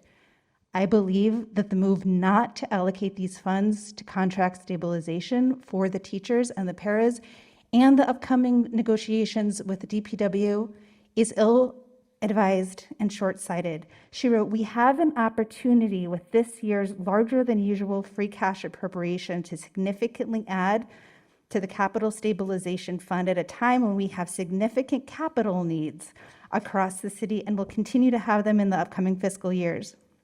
I want to say we have an opportunity with this year's larger than usual free cash appropriation to significantly add to the contract stabilization fund at a time when we have significant contract needs across the city and will continue to have them.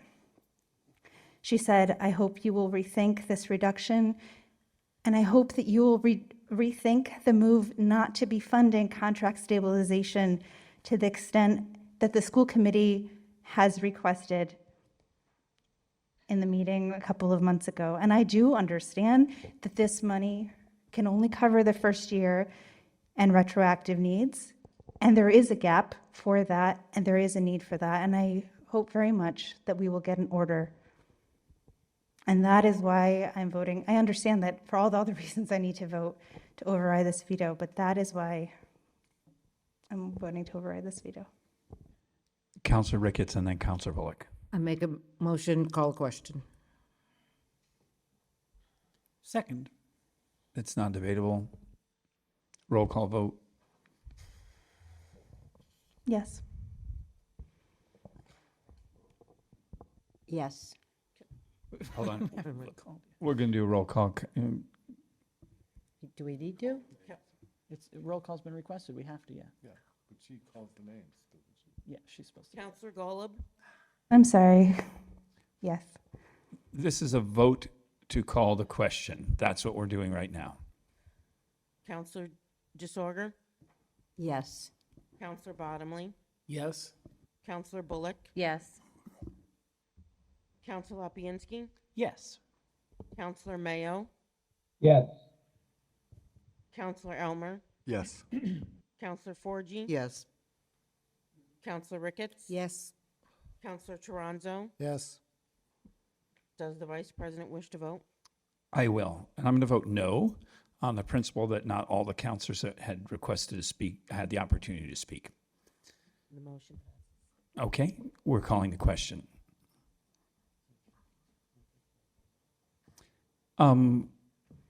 All in favor of overriding the veto? Aye. Aye. Aye. Aye. Opposed? Abstentions? Seeing none. We needed 8. We have our 8. We needed 9. We have them all. Yeah. Yes. We needed everything that, it was 2/3, correct? Is that what we needed? Yes. All right. Councillor Forgy? Order number fiscal year 23-078, the City Council, upon recommendation of Mayor Wiedegardner, to rescind anaerobic digester authority, ordered that upon recommendation of the mayor, vote to rescind the following borrowing authorization by $3,585,000. Majority vote required. Second, Disorder. Thank you. The rationale is that, we heard this from Liz, is also in our packet, is that when we originally voted to go ahead and rescind the borrowing authorization, we did it as it was as one particular piece that both rescinded and authorized. Bond Council will not allow the repurposing in the same motion as the borrowing authorization. So we have to vote again on this item in order for it to be accepted by Bond Council. Did you have a recommendation from Ways and Means? We did not meet on this particular thing. We did not have a Ways and Means meeting.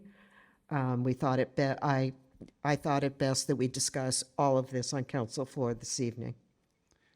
All right. Are there any discussions from any councillors on this piece? Councillor Elmer.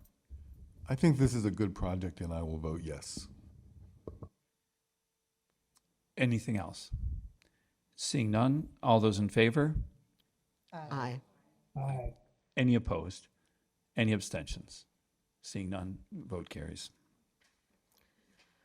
Councillor Forgy? Fiscal order fiscal year 23-067, the City Council, upon recommendation of Mayor Wiedegardner, and in accordance with Massachusetts general law, and order to repurpose $67,060.51 for school phone system. Move that it be ordered that the Greenfield City Council approves repurposing in the amount of $67,060.51 of previously authorized school department capital accounts listed below to fund a telephone system upgrade and replacement. Account 40173-980.5825, description, school bathrooms, amount $20,953. 40173-980.5826, school doors, $7,295.50. 40183-980.5841, elementary fence, $22,996. 40183-908.5820, elementary floor, $597.60. 40183-980.8540, Newton, I think that's stair. That should be stair. It says STAI, $4.48. 402-33980.5858, desktops, $1.06. 40193-980.5840, audit light, $15,212.87 for a total of $67,060.51. Majority vote required. Second. Second. Motion has been made and second. Any discussion on this piece? Did you have any recommendation? There was no recommendation this evening on any of these money articles. Any discussion on this? Councilor DeSorger. I'm going to support this, and I just wanted to answer, in part, Councilor Mayor's question. I read through some of this. There's a lot of laws concerning the telephone system, so we are, it appears, legally obligated to update these, so I'm totally in support of that. Thank you. Thank you. Councilor Bullock. Yeah, I'm going to support this as well. I met with the superintendent, with Councilor Healy 2 weeks ago now, maybe, and they had great rationale for why they needed to do this. It is a law, but also these are significant security upgrades that are necessary for students and staff. All right. Any others? Seeing none, all those in favor? Aye. Aye. Any opposed? Any abstentions? Motion carries. Order number fiscal year 23-074, the City Council, upon recommendation of Mayor Rita Gardner, an order to appropriate from free cash in the amount of $100,000 to contract stabilization. Order that the Greenfield City Council appropriate the sum of $100,000 from free cash to Contract Stabilization Fund 8403. Majority vote required. Second, DeSorger. Motion's made and seconded. Any discussion on this? Councilor Lapinski. It will be a surprise to no one that I think that this is not enough, but I want to make one other point, which is we talk a lot on this council, on this subject and others, about the power that we don't have, but I think we have more power than we give ourselves credit for, because we have the power to obstruct the mayor's agenda if we don't get what we want, and we could do that. For example, if the teachers haven't been paid by the time it comes to spring, we could vote down the entire capital budget if we wanted to, every single item, until the mayor agrees to pay the teachers. There are things we can do if we want it badly enough, and I would encourage all the members of this council to think creatively about how to get what we want when the mayor just will not give it to us, even though she knows damn well we have the money. Anything else? Seeing none, all those in favor? Aye. Aye. Aye. Any opposed? Any abstentions? Seeing none, vote carries. Mr. Vice President, this does belong to Ways and Means, but I must recuse myself because this deals with a COLA option for retirees, and I am a retiree. I would ask that Councilor DeSorger. Councilor DeSorger, could you read the motion for us, please? Yes. Order number FY 23-085, the City Council, upon recommendation of Mayor Rita Gardner, an order, local approval of 5% COLA option. Order that the City Council authorizes an increase in the cost of living adjustment COLA for fiscal year 2023 from 3% to 5% on the base amount for retirees specified pursuant to GL Chapter 32, End 103, effective July 1st, 2022. Majority vote required. Second, Ricketts. Motion's been made and seconded. Is there any clarification or recommendation? We did not meet, so we thought we'd have that on the floor of the council. While I have the microphone, I'm going to say I would vote in favor of this. As we are all aware, the cost of living has increased remarkably. Any other discussion from any other councilors? Councilor Bullock. Yeah, I'll use this to say what I was going to say when we called to question, because it's mildly related. I'm going to vote in favor of this. Like Ginny said, the cost of living has increased significantly.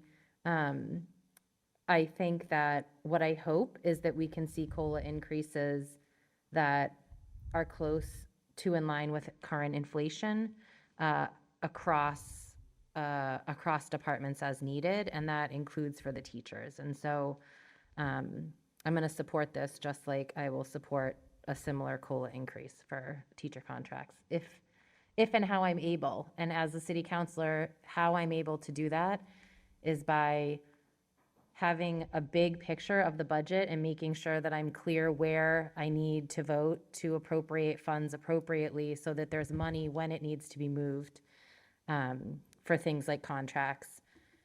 And the last thing I'll say is that what Councilor Lepiansky says is true. We can have a government that operates that way in our city if we want to. And it sounds pretty terrible to function on a council, on a legislative body that interacts with an executive body in such an adversarial way. And so I would just say that I hope that all of us, as we watch things like this come across and the budget on a bigger picture, that we can take lines of communication across government rather than being adversaries. Thank you. Councilor Lepiansky. I wasn't going to speak on this, but I just want to say I completely agree with Councilor Bullock that that would be a terrible way to operate. I don't think it would make our relationship with the mayor that much different than it is now. My point was only that if the choices are don't pay the teachers or take a stand, we have the option. Whether we choose to use it, whether it's a good option is a different question. But I agree that it's a terrible option, and we're between a rock and a hard place. Does anyone have any other discussion on the COLA increase for retirees? Seeing none. All those in favor? Aye. Any opposed? Any abstentions? I'm recused. No, I'm recused. All right. That brings us up, I believe, Councilor Almer. Order number FY 23086 upon recommendation. Your mic. 23086 upon recommendation of Mayor Weeder Gardner, be it ordered that the City Council vote to accept easement for electric service at 402 and 4012 Main Street, the new Greenfield Public Library. This came out of committee with a unanimous positive recommendation. We thought it was probably a good idea that the library have electricity. Do you have a second on that? I'll second that. He went on one more sentence. The motion's been made and seconded. Is there any discussion for electricity? Let there be light. Councilor Ricketts, seconded. Councilor Lepiansky. Yeah, there's a spelling error here. Greenfield Public Library seeks, it should be an easement. Thank you for catching that. All right. No problem. We can make Friendly that change. amendment, please. No, It's just a typo. Explanation, we're fine. Any other discussion? Seeing none. All those in favor? Aye. Aye. Any opposed? Any abstentions? Seeing none, motion carries. Counselor Elmer. Order number FY 23081, the city council, move that it be ordered that the city council votes their intention to consider laying out Verde Drive Phase 2 as a public way and refers the petition to the planning board. We actually punted on this one because it hadn't been to the planning board yet. Hold on one second. Oh, second? Oh, I'll second it. Okay. Counselor Ricketts, second. Thank you. Counselor Elmer. As you were. But seeing it now, I realize that we're just saying, let's send it to the planning board, and there's no reason that we as a council can't decide to do that now. So without recommendation from the subcommittee, I would recommend that we do this, that we vote for it, personally. So you're recommending that we vote for it as it's, As is, to As send it. is. Yeah, to send it to the planning board. anyone that need any discussion on this? I see some confused looks. Counselor Gullum, not that you had a confused look. Have a confused look. I just, my understanding was that it had been tabled, and I was imagining it would be tabled today. I feel like I want to just be clear on what we're voting for, because, I don't yet. Yeah, Counselor Elmer, can you just give us a bit of sure. an explanation? This, actually, Councilor DeSorger explained this better because she's had personal experience with it. When a private developer develops a residential street, they pay for the whole thing, and then when it's done, they ask the city to pick it up, and it's part of the deal that's made, as I understand, it's part of the deal that's made when the developer goes into the project. We could table this now and wait for it to come from the planning board. That would be fine too. I could live with that, sure. Sorry, Clerk Scott. So the process is part Mass General Law, part charter. Everything Counselor Elmer said, the developer brings the road up to spec, so it's created and built to the specs that the city and the state has for roads.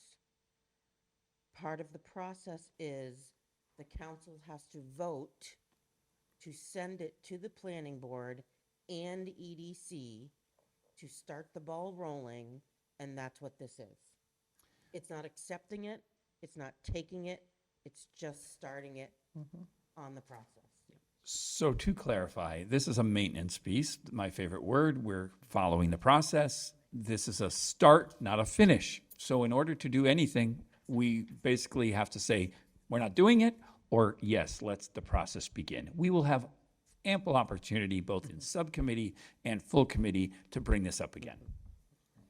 Public hearing also. Counselor DeSorger. Thank you, Clerk Scott. We needed you at that meeting the other night, not that you were supposed to be there. We just had a question about that. I wasn't quite sure if that's what was happening, and I concur. I'd be voting in favor of this. Counselor Lapinski, you had asked a question before that we kind of got clarification, so I'm sorry. That's fine. Because that was actually helpful, and it leads me to ask a clarifying question before my other question.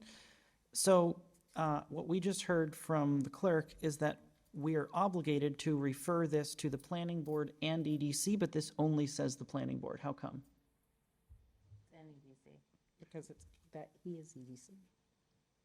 Counselor Elmer. If I may, it came to the EDC already. Okay, got it. So my other question, it just has to do with the way it's phrased. Is there a difference between intention to consider and considering? Yeah. And if so, what is the difference? You're asking me? Anyone. Well, Clerk Scott. I have a confused look. So the first question was, Mass General Law requires it to be sent to the planning board. The City of Greenfield's process is to have economic development look into it. Okay. So we are by Mass General Law sending it to the planning board. our process, we will also send it to EDC because they are the economic development. The second, this is the intention to consider laying out the road. When you consider to lay out the road and accept it, that will be the vote of the council in the final stages. Exactly. Okay, and my final question on this, if it is an obligation by state law, does that mean we basically have to vote to approve it ultimately? No. Okay, that concludes my questions. Councilor Toronto. I would just, yeah, I think it could be really simple. Like, the state law doesn't say we have to intend, we have to vote to intend to consider. If we didn't want this thing to be a road, we could just nix it right now. But if we want to consider it later, we have to make the vote that we have an intention of considering it. And then, so it's, like you said, it's a piece of the process.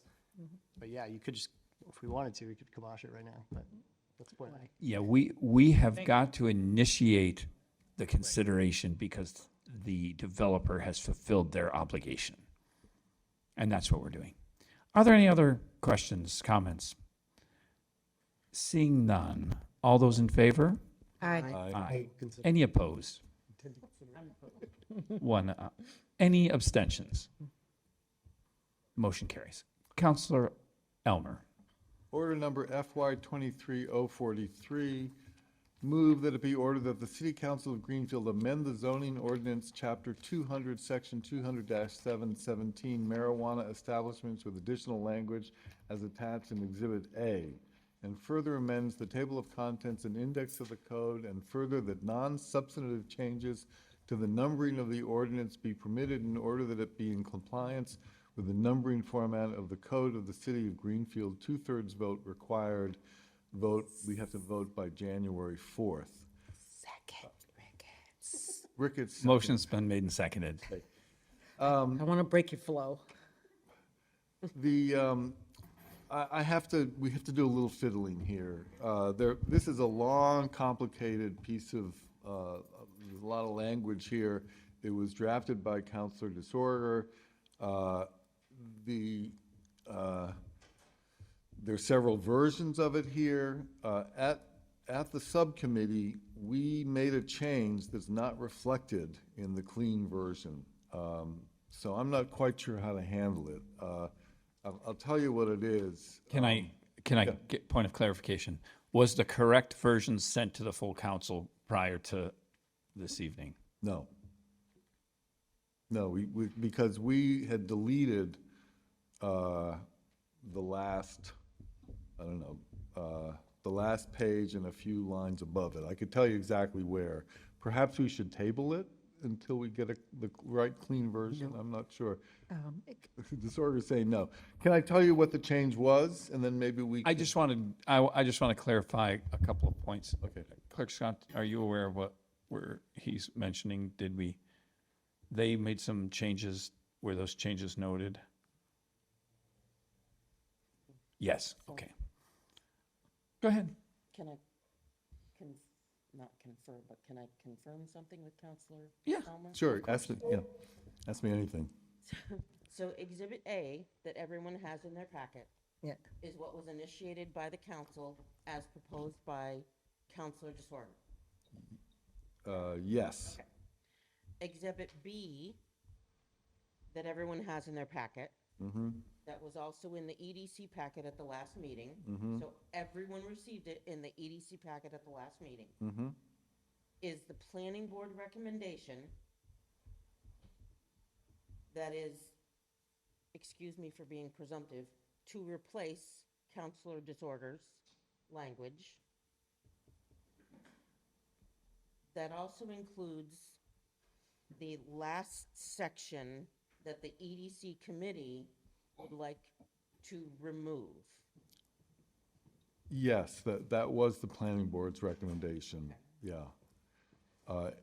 May I make a suggestion? If there was a motion to replace Exhibit A with Exhibit B not including the section that the EDC wanted removed from Exhibit B, then you would have a clean strike-through of what the EDC committee is recommending. Sweet. Say it again? Absolutely. Oh, If I can say it the same twice, I'll be a miracle. Yes, you will. If the council made a motion to replace Exhibit A with Exhibit B as proposed by the planning board, with the exception of the last section that someone should clarify, Right, right. then that would be a clean strike-through copy of the language to replace. So you're suggesting we should make a motion that the council does that? To replace A with B minus the section that EDC did not correct. Right, right. Do you want to make that motion? You know, I'm happy to make that motion. I move to. Why don't you make that motion? I move to replace Exhibit A with Exhibit B, the clean copy, on page 95 of your packets.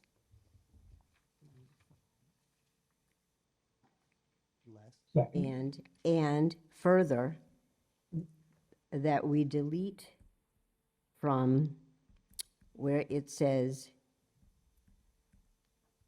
the Greenfield Zoning Board, Chapter 200 is hereby further where it says 2, mandatory findings. I think you were right the first time. I think Okay, that all right. sentence has to go too. Okay. I stand corrected. The Greenfield Zoning Board Ordinance, Chapter 200, is hereby further amended in Section 200-7.17F, special permit requirement, by adding, after subsection 2C, mandatory findings, the following new subsections. I'm going to read through them. 2, these are the ones that we're deleting. Mandatory findings. The special permit authority shall not issue a special permit to marijuana establishments unless it finds that D, the marijuana cultivation is consistent with and compatible with the character of the neighborhood, including the project's visual consistency and compatibility and surrounding uses. Actually, I'm not going to finish reading. D, E, F, and G, we omitted as they are, at least F and G are redundant in the language, but we agreed as a group unanimously in EDC to delete the last 4. I conferred with Director Tworog, as did Councilor Elmer also, and he was in agreement that that was not a substantive change, and it met his approval. So I would urge your passage as suggested. Thank you. The motion's been made and seconded by Councilor Mayo. Is there discussion or clarification that is needed by any council? I'll do a little clarifying. Yeah, since there was a long thing and there were a lot of cross-outs, it ended up that we had the same thing being said twice, and that just didn't seem like good legislation. So this is a cleaned up version. Okay. By striking a couple of those, it was taking out redundancy. Yes. And I want to assure you that I've spoken to Director Warner and conferring with Eric Tworog that we are taking into account a water usage plan and the odor, which was an issue. So that's covered in the language. That's all. All right, is there any other discussion on this or clarification? We need to vote on the amendment. That's what we're voting on, the amendment that was made. Discussions on the amendment, the vote will be on the amendment. All those in favor of the amendment as specified? Aye. Any opposed? Any abstentions? The amendment passes. Now we have a vote on the motion as amended. I Councilor could describe this a little bit.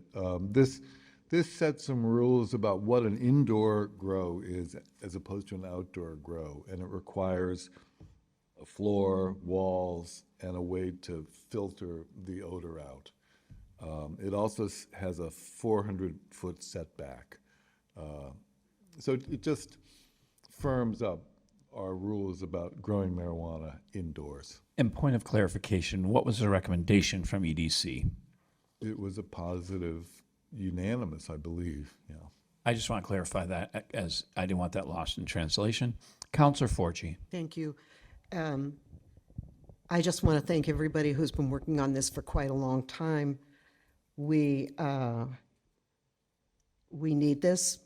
We needed this a while ago. It was our experience with a huge grow that was going to come into Greenfield and citizen activism that really brought this to the attention of the council. And I really want to thank Councilor DeSorger for taking this. This is a huge piece. And I'm thrilled to be able to support this. You did a great job on the language. So thank you very much. Thank you to Chair of EDC. It gives Greenfield a lot of protection that it needed. Any other I will discussion? be voting yes. Any other discussion or comments? I just like from my side of things to say, it is nice when we go into uncharted waters and we start to be steered in a direction that we're unaware of our path, that we have counselors that step up and constituents that step up and say, we need to look at this, and someone took on this project and narrowed it down and worked on it, and we listened, and I think this is what happens when you go down that path. So thanks for all that worked on it. I will be in favor of this also. Any other discussion? All those in favor? Aye. Any opposed? Any abstentions? Seeing none, the motion passes. We will take a break now, and we'll be back. Thank goodness. 5.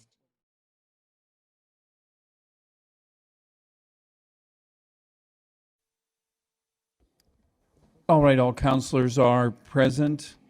Counselor Mayo, you're on. Thank you. Counselor Elmer is going to take on, and he's going to read the next piece. He also has a presentation of sorts to clarify for council, so that's why he's over there.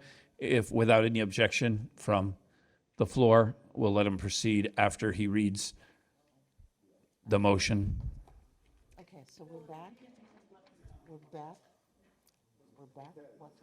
This is order number Use the microphone, please. This is order number FY23. Let's call this back to order. Councilor Elmer. This is order FY23-076. The City Council moved that it be ordered that the City Council of Greenfield amend the zoning map to rezone the following parcels of French King Highway from General Commercial GC to Planned Industrial PI. And the numbers are 132-2, R0431, R0433, R0434, R0436, R0440, R0441, R0442, R0444, R0453, and R0523. Attached map, and further amends the table of contents and index of the code, and further that non-substantive changes to the numbering of the ordinance be permitted in order that it be in compliance with the numbering format of the Code of the City of Greenfield. 2/3 vote required. Vote by February 15th, 23. Okay. Thank you. Motion's been made and seconded by Councilor Ricketts. Councilor Lopinski, did you have something already? I would like to move to table this until next month. I would like to give my presentation. Fine, I withdraw my motion. Well, there's no second, so. Councilor Elmer. Thank you. All right. I'm sorry you guys can't see it. What's the best place to put it? This is really for the counselors who We have it. who haven't been able to come to the various meetings. And I just wanted, it's a complicated issue of land use. Phil, I move that over next to like Councilor Golub over there. I think that's Okay. gonna be your best bet to not have, or we could destroy your sign. Yeah. It's the planning board sign. Well, that's okay then.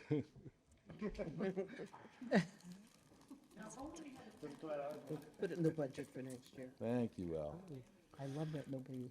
I think, can you see that, Councilor Golub? I think the room can see that a bit better now. Would you like my glasses? All right. Okay, Councilor Elmer, Okay. continue. What we have before us is a proposal to rezone this kind of fish or trout-shaped pink area from general commercial to planned industrial. The proposal was initiated by the planning board and forwarded to the council with a unanimous positive recommendation. I have to say that I once described this proposal as a no-brainer, and I take that back. I want to apologize to the councilors. Phil, can you just try to talk into that microphone? Members of the community, I want to apologize to the people who feel very strongly about this. This is not a no-brainer. The property in question is layered with bitter town history.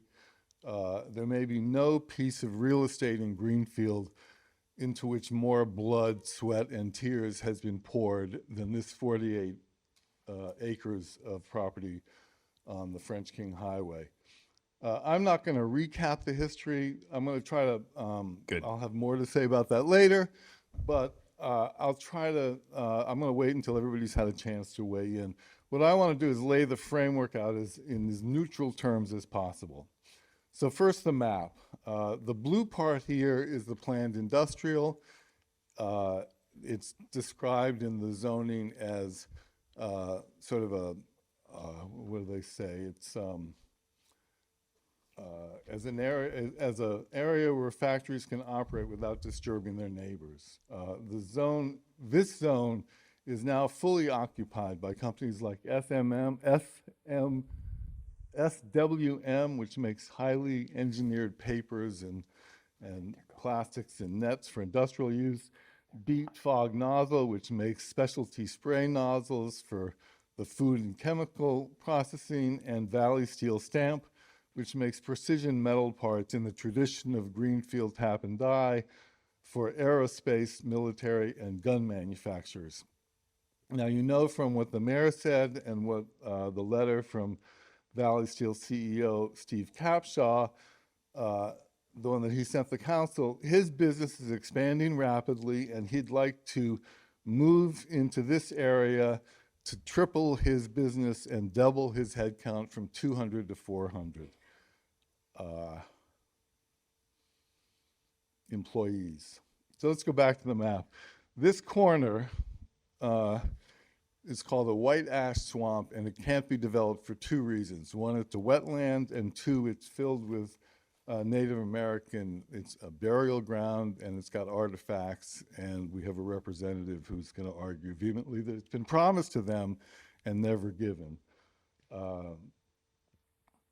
Several parcels on the other end are residential. Some have houses that are occupied, some have been abandoned. It's mostly not being used.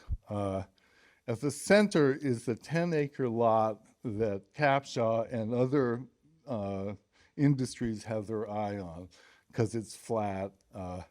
It was a gravel pit, and it was mined basically down to the bedrock, so it can't be used for much else. It was the place where Walmart was going to move in, and what can I say? That, you know, they were going to put a store there, and many Greenfield residents still hope that they will. But both Walmart and the Ceruzzi estate seem to have dropped the ball. Ceruzzi let his 2-year permit lapse. So there are a couple important twists of the story. One of them is the legal one that you've heard about already, that Stop and Shop, to prevent any competitors coming in, has leased this land at about $1.25, $1.3 million a year, which gives the land a net present value of something like 12 or 13 million. And they're not about to give it up, or how do I put it? Nobody's going to buy that land for 12 or 13 million dollars.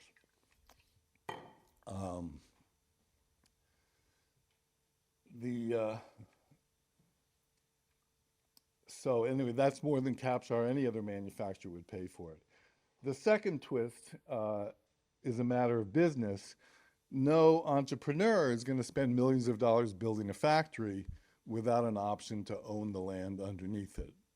And that's where we're in a pickle. Now, Capshaw, who's the one who brought this up, although there are other people who are interested in that land because there's not much industrial space left in the valley, thinks he can cut a deal if it's rezoned and Stop and Shop doesn't have to worry about retail anymore, where he can pay a lease for a few hundred thousands of dollars and build his factory with an option to buy before 2035. So that's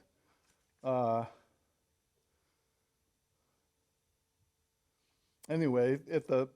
I've tried to get you guys to the hearings, and at the public hearing with the planning board, one of the members said, "This seems like such a good idea. I wish we could hear from people who think it's not a good idea." So I'd like to open this up for discussion. I want to hear why this is not a good idea. So it's your ball. Thanks. All right, Councilor, if you can take your seat and we'll open the discussion. Councilor Forgy. Well, I have a question. First of all, thank you for that little synopsis. That was very helpful. I appreciate it. You mentioned in the presentation that Stop and Shop, it says lease the land. They have From who did they lease the land? from the estate of Louis Ceruzzi, the multi-gajillion. How did Ceruzzi come into possession of that land? He bought it, my understanding is from the Mackin. He bought it from Mac. Microphones. Okay. Sorry, he bought it from Mackin. I stole this one from there. All of it, or does the Mackin estate still retain? Just the 10 acres? Just the 10 acres. And Mackin owns the rest, including White Ash Swamp? Yes. No. Who owns White Ash Swamp? Ceruzzi owns all of that. Yeah, I'm sorry. That's okay. Yeah. And just to clarify, Stop and Shop doesn't lease the portion of land we're talking about. They have a provision in their lease that says that Ceruzzi won't, that they won't take on any other competitors that would sell similar things to Stop and Shop. So Got it. Right, and my understanding, if I could, my understanding from the guy who wants to buy it is that they don't want, it's not just another grocery store that they don't want any kind of retail. They don't want anything that would take business away from their grocery store or from their gas station. It's just any retail would be a deal breaker. And that's what they want. That's what they want, right? That's what Stop and Shop wants. That's what Stop and Shop wants. Yeah. And No- Stop no and Shop retail. has really held the city of Greenfield hostage. Yeah. Yeah. Thank you. Councilor Lapinski. So my question is this. I think we should do this. I'm going to vote for it. But my question is with regard to the Stop and Shop issue, and it seems like they have a pretty vested interest in this matter, and that they will ultimately benefit financially from what we're doing because they will no longer have to buy off the competition. are we going to be able to get any contribution from them, such as an increase in tax value or something like that, because we are giving them a big windfall with this? Councilor Forgy? Well, I guess I had a question for the mayor, who is still here, if you would permit it. Has there been any pilot program or any attempt to sit down and negotiate with the Ceruzzi family in regard to a tax in lieu of payment program that they could participate in and contribute to tax base in Greenfield? Mayor, if you're going to speak, I need you to step forward. No, I just want to make sure it's on public record and on the microphone. And that microphone's turned off, just for your knowledge. And I'm going to return this mic. It looks like Bob Barker. All right.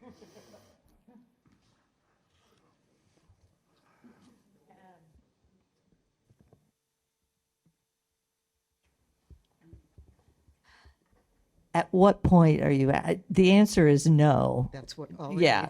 Okay. Yeah, I was going to say the answer is no. No one has entered into that I know of. Not since I've been here. Let me put it that way. I have no idea what was done prior to that. Okay, so if I could, just for a second, is Do you that need me okay? here much longer? Did you want to ask the mayor another question? Yes, I do. Okay. Yeah, sure. That's I mean, fine. if that's where we I are. wanted to ask her in her capacity as chair of the planning board at the time that we went through the development of this particular space for commercial. Is it true that this was held up in court for 9 years? That is true. And that was held up by who? Mr. Norman and the abutters, or let me just say the abutters. The abutters, thank you. Yeah. Mayor, I'll ask you if you, so you're not running back and forth, if you don't mind staying with us Nope, until I we don't get mind through at this all. piece. I Okay. don't mind at all. Anyone else that has questions, or not to the mayor, just in general? We're discussing the motion. I have a question. My question is, why is this kind of an all or nothing proposition? Wasn't there an opportunity for a mixed use? Mm-hmm. That was removed. Just no, in general, Councilor DeSorger, did you have something you were involved? So this is my, I think, 5th meeting on this.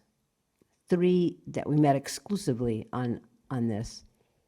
And I feel like I raised some questions that I don't actually have thoroughly answered.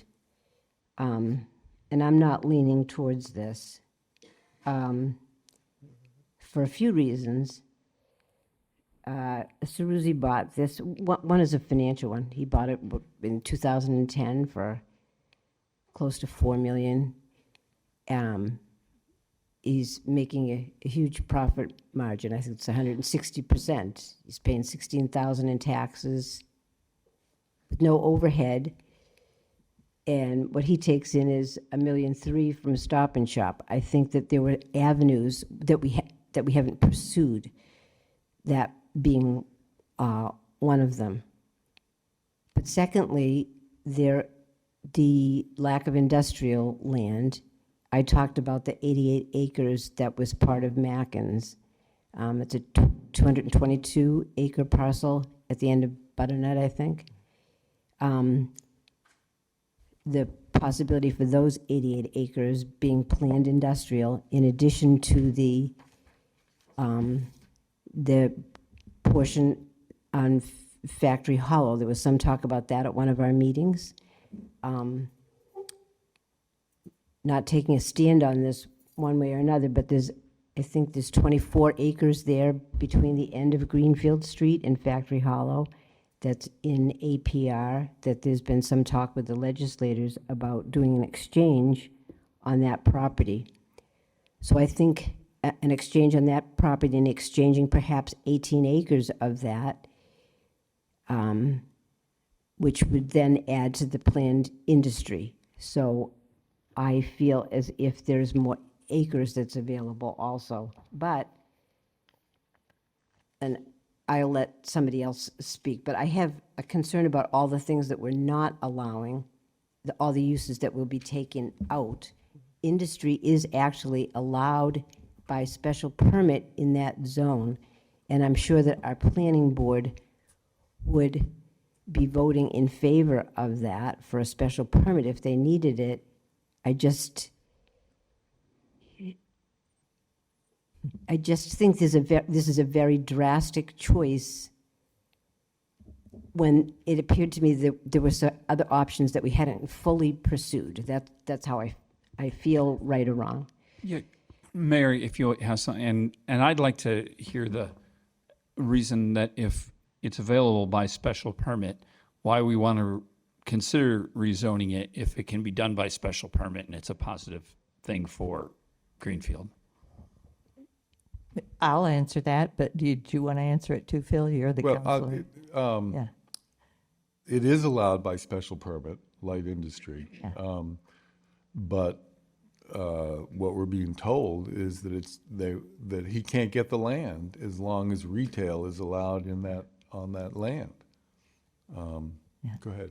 So I'm going to address a couple of things that Councilor DeSorga mentioned.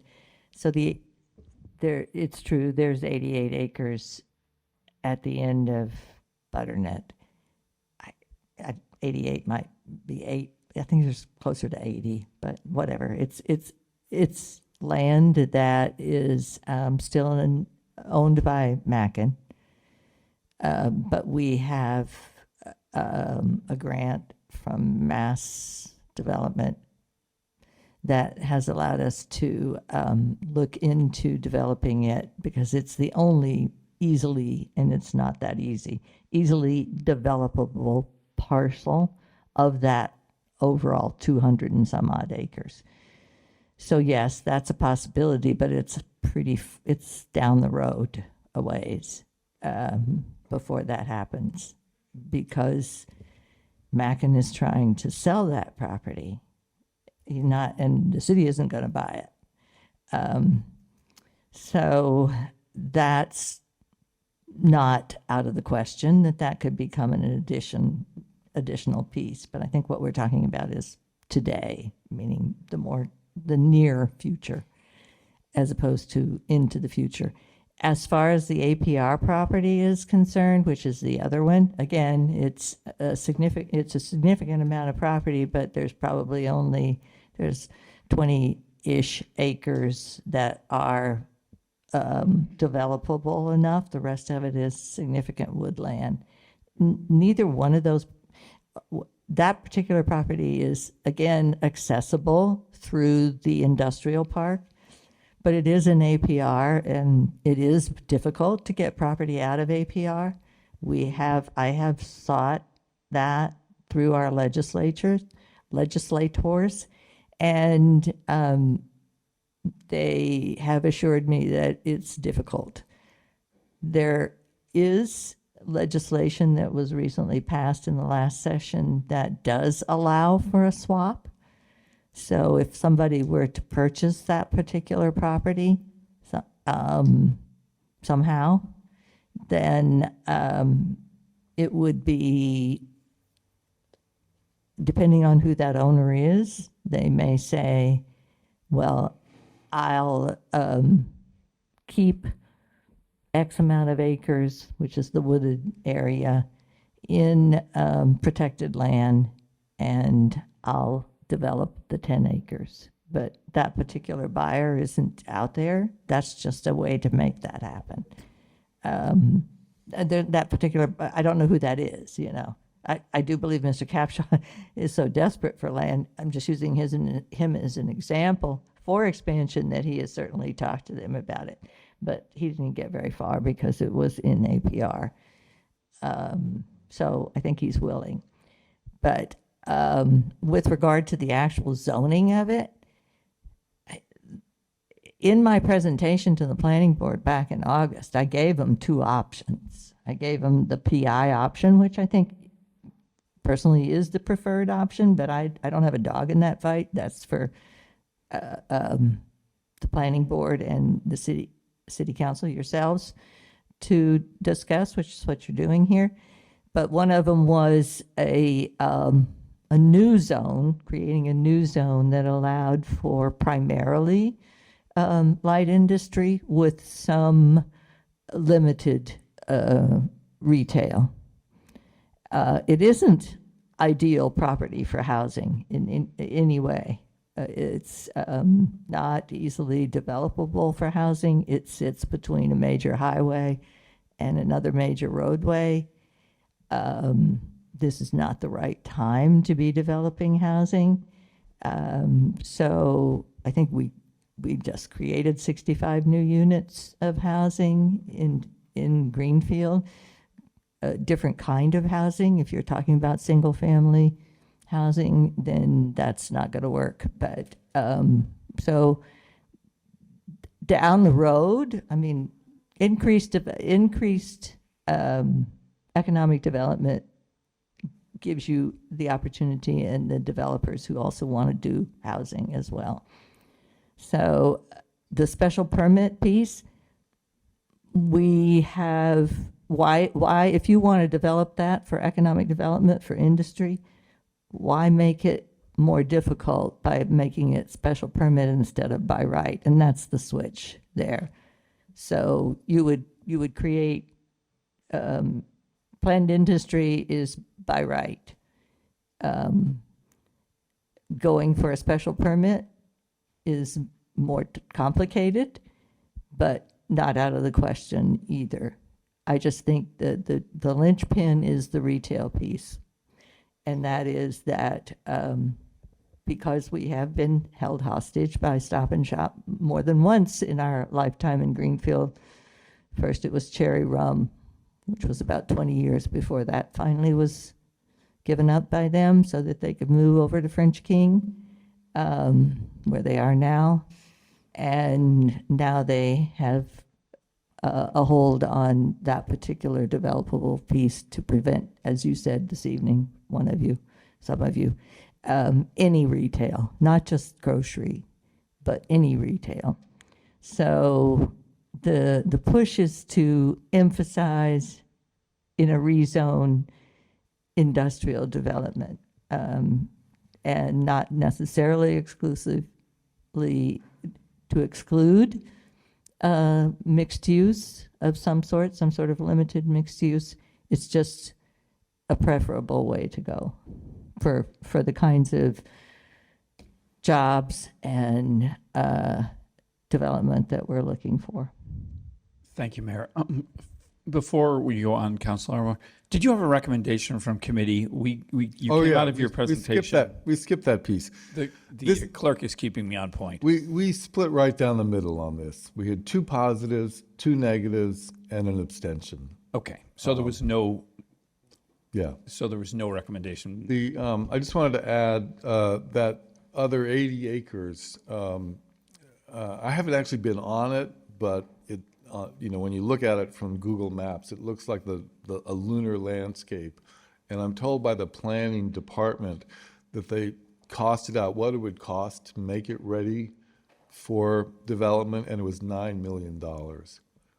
So that's tough to tell Steve Capshaw, well, you can do it there, but you got to spend another $9 million to do it. Or any of them.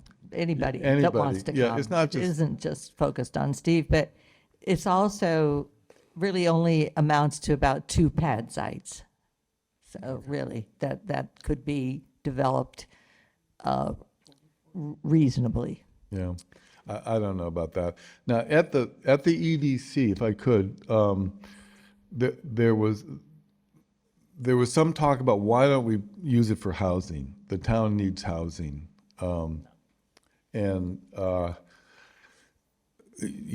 If we thought that's what we wanted to do with this property, we could the council could make a new kind of zone that would be industrial and housing, and that would get around Stop and Shop's objection, and we could let the free market decide what it wanted there.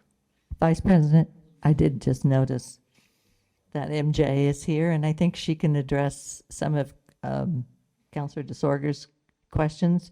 and also the questions on the Mackin property at the end of Butternut, if you want to. Yeah, let me hold off on that for just a moment. Just letting you know that she's No, on there. And I see her up there now. but I didn't realize it. Yeah. Councilor DeSorger, did you? I'm kind of lost in who's next. I'm sorry. I I apologize. just had one comment. I did reach out to one lawyer on this who said that it would not be that difficult for a lawyer, and I'm not one, so I don't know, to contract around this.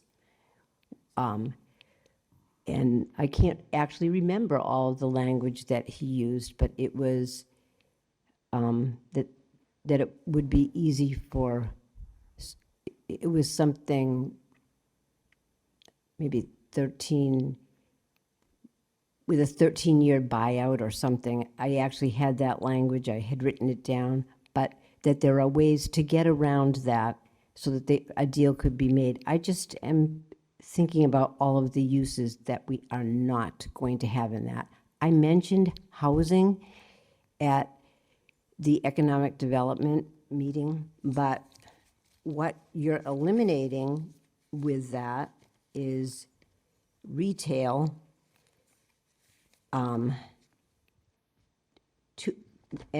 most mixed residential and businesses, that podium, there's a new push in many municipalities towards podium buildings where you have like 3 or 4 level living and you have retail on the bottom. I know what the need for senior housing is. On my street, when we have one of the side-by-side units go on sale, it's immediately bought up because we have an aging population and seniors cannot get up the stairs. The actual real estate revenue that comes in from just my street, which is 21 units, is slightly less than the tax revenue from Butternut and Greenfield combined. And I think that's an important issue too.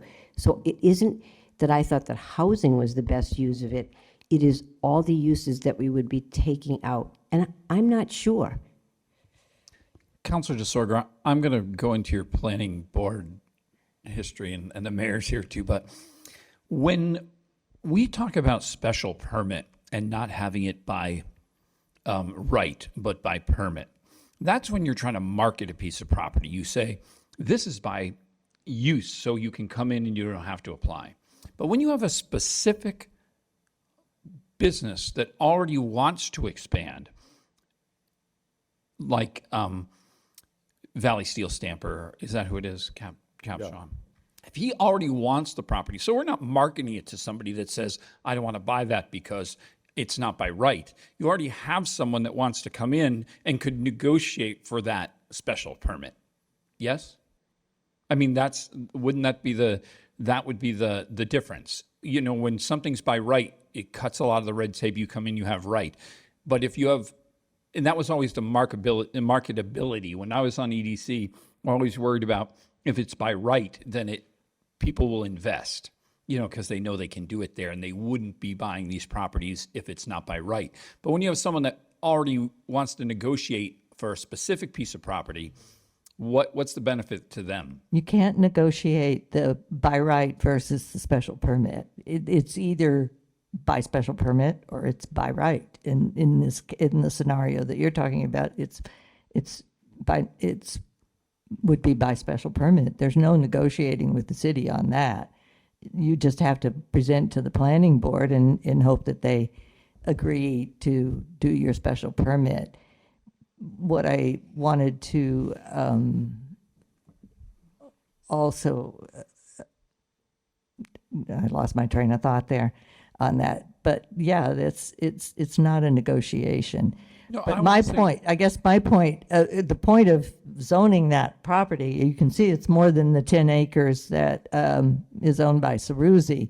It's creating the opportunity for business growth on the rest of the property too. In other words, it's having enough property, and I think this was the rationale that both Director Tworog and the planning board came to the realization of, is don't limit it to just the 10 acres, include up to 44 acres. So now we have the ability to attract and to market to many other businesses. And I think you've had Steve, certainly, you've had Councilor Healy, who's familiar with industrial and commercial development, that's his business, say to you that there's not many opportunities up and down the corridor here for that kind of development, and there are many businesses that do want to expand. We did lose one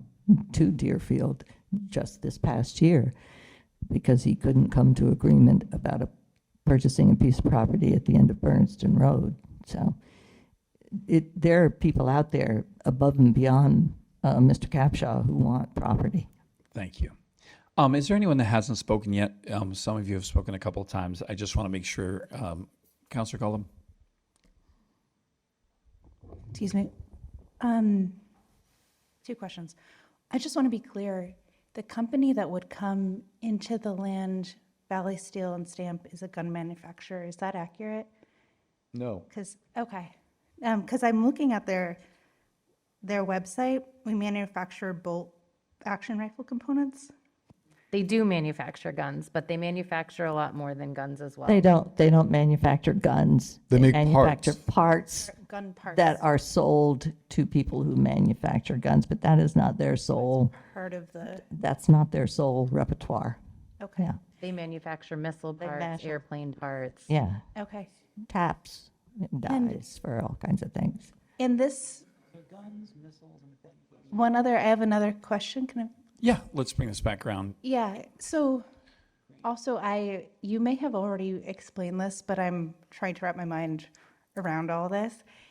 I still don't quite understand why the move wouldn't be to zone mixed use.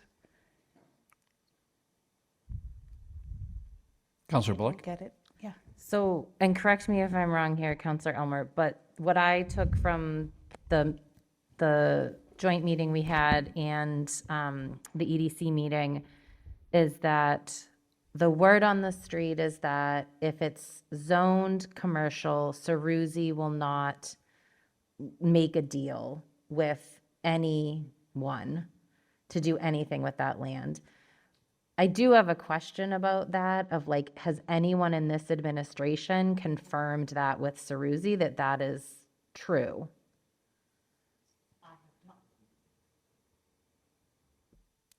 When I spoke to Ceruzzi, they were very interested in the idea that there was a manufacturer that would be willing to build on that property.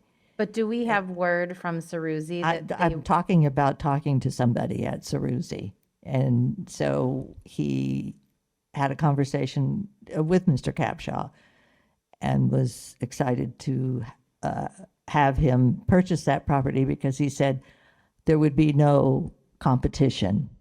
He was mindful of the fact that they had the property leased and mindful of the fact that Stop and Shop did not want anyone to do retail there of any kind, let alone a grocery store. So he said, you know, we would have to have a conversation with the people who are leasing it, and I would have to turn this over to the legal department before we could even begin a conversation. I'm talking about he was talking with both me and Mr. Capshaw.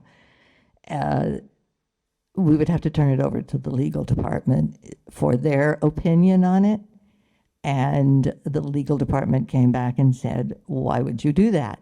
You're already making $1.3 million a year on this. And unless he's willing to pay $13 million for it, we do not recommend that you sell it to somebody who isn't going to do retail. So that was, you know, essentially the way the conversation went. And I think Steve took that a little further and tried to come up with some sort of way in which to purchase it, but it hasn't happened yet because they are hanging on to that lease. I just wanted to go back to Catherine because, sorry. If you want to keep talking.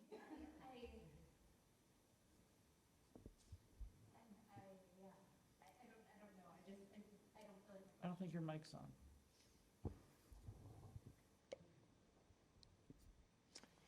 You can follow up. Yeah, I still don't get why we're not zoning mixed. And I don't know if that's me not getting the complications of the process, but I don't feel like that's been adequately answered yet.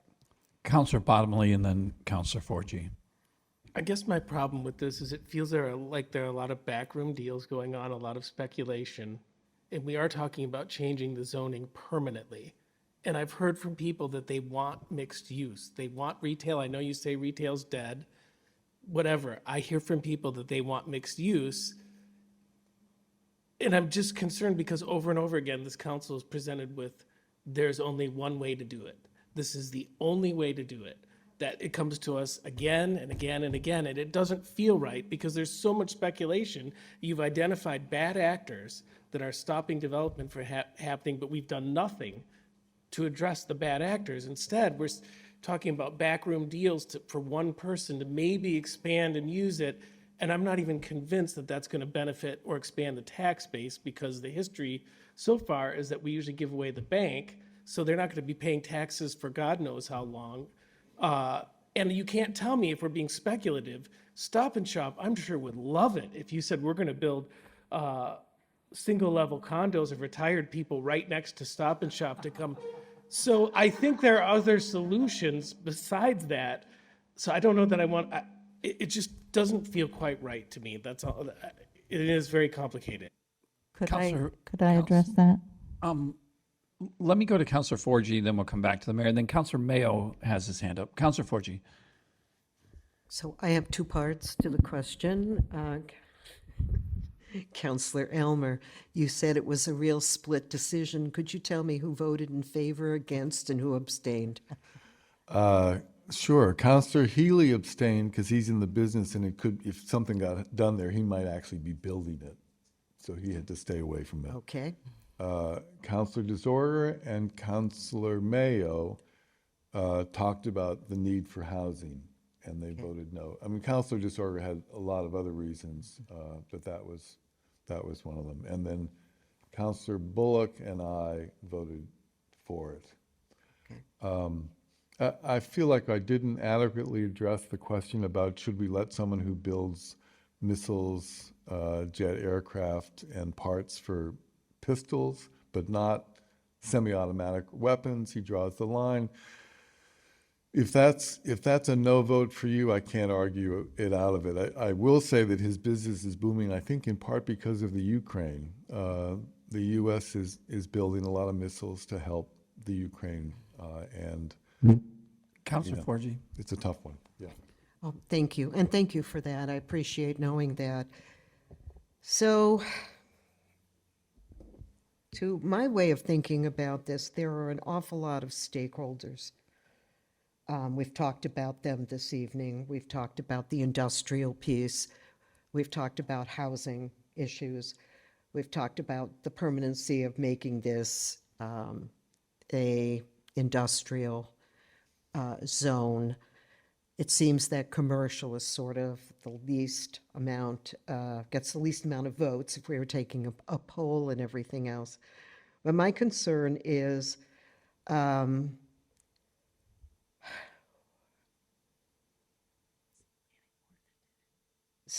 want to follow back on something that you said, and that was that I'm not looking at this like a lineal procession. It's like one, it's not a cause and effect. It's not a this or a that. But you did say that the planning board in your joint meetings and everything else said, well, we have people here who want this to happen. I wish we would hear from the people that had some objections to it and everything else. I would like to propose, I guess, and I don't know if this has to take a form of an amendment, but I'd like this to go back to planning board so that all the stakeholders are given another opportunity to weigh in on this and express what the needs are for this city. I don't think it's straightforward at this point. I think that it needs a do-over. I really do. A point of information. This has to have DDC public hearing started the procedure February 15th is the cutoff is date. the cutoff date. So to go back to planning or anything else, February 15th is the cutoff. So there's not a lot of time to revisit that. Councilor Ford. So clarification, in light of that, if the council votes this evening and votes this down, where does that leave the planning board and the project? Councilor DeSorger. They can't bring the exact same proposal back for 2 years. Okay, Okay? thank you. And I'm going to defer to the mayor on this because she has more years on planning board than I do. But I think they could bring it back in a different format. I'm kind of reading a room on this, and I don't know. But I'd like to hear the answer. I didn't mean to point. I'd like to hear the answer. Could that be brought back in a different format because it's on the agenda for tonight? So I'd like to hear what you had to say. You're Mayor. correct. If you were to turn it down tonight, it could not come back in its exact form for 2 years.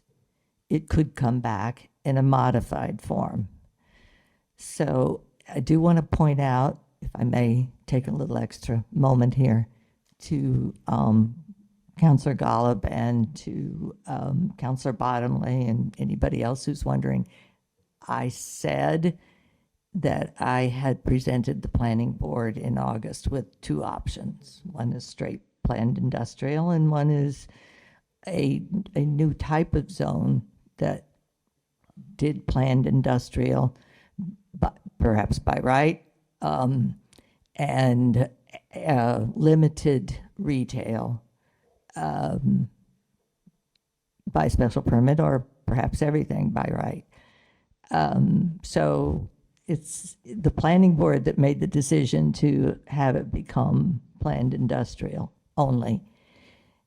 That doesn't mean that they wouldn't reconsider that, a different type of zone, because I've had conversations with Charles, and they kind of also listened with a good ear on this. I'm not suggesting that you do turn it down tonight, but if that's the will of the council, then yes, it could come back in a slightly revised form. I'm really trying to get across the point that what we really need are good paying jobs here in Greenfield, and I understand the need for other types of retail, but we have another retail zone out at the Rotary in which there will be some additional development, and there are vacancies out there in other properties. So it's not that there's no place else for retail to go. It's just that it's may or may not be the highest and best use there.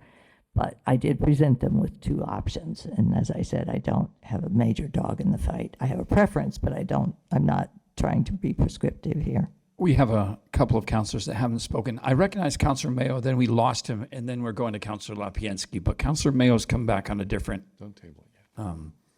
piece. So Councilor Mayo, you're muted.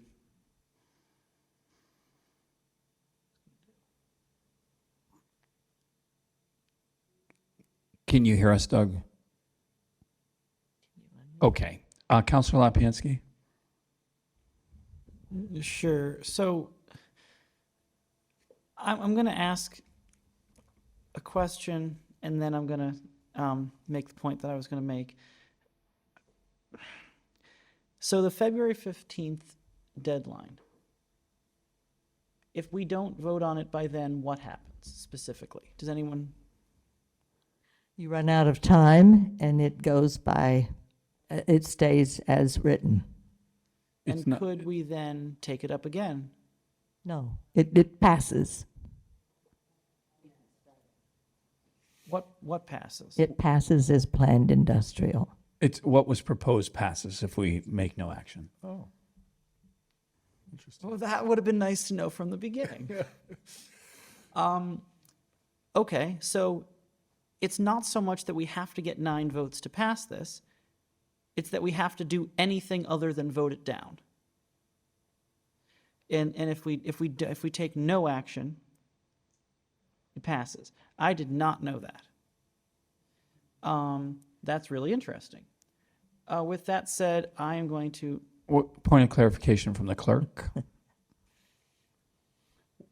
We're discussing, if we take no action, I believe, as the clerk, it believes at this moment that it stays as is, that it doesn't pass. It stays in its present form. General commercial. General commercial. It would stay general commercial because no action was taken. It would stop the process. It's the planning board's piece. May I ask this question of MJ Adams? Which, the question we're talking about? Yes. Yeah. MJ, do you have any clarification on this point, which I think... This seems significant. No, it's significant. And I'll share with you that that's a question for the planning director, Eric, or... Okay, Clerk Scott.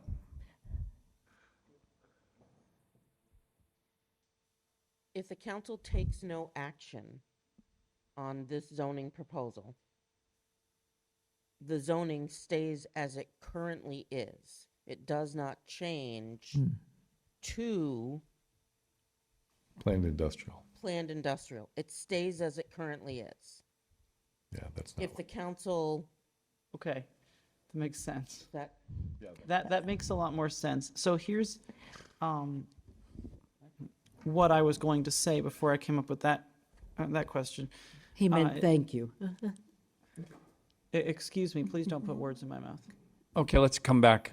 So what I was gonna say before I was so rudely interrupted is that if we pass this, there is always the possibility of future changes. It doesn't preclude us from making future changes. That's all I was gonna say in response to Councilor Bottomley. Councilor Bullock. Yeah, sorry, I sort of lost my train of thought here. But so I was a yes vote on this in EDC. This has been a very hard, complicated, multiple meeting issue. I have heard some pushback. I've sought some alternative views because at the joint meeting that we had, there sort of was this air of like, anyone who would oppose this would be crazy.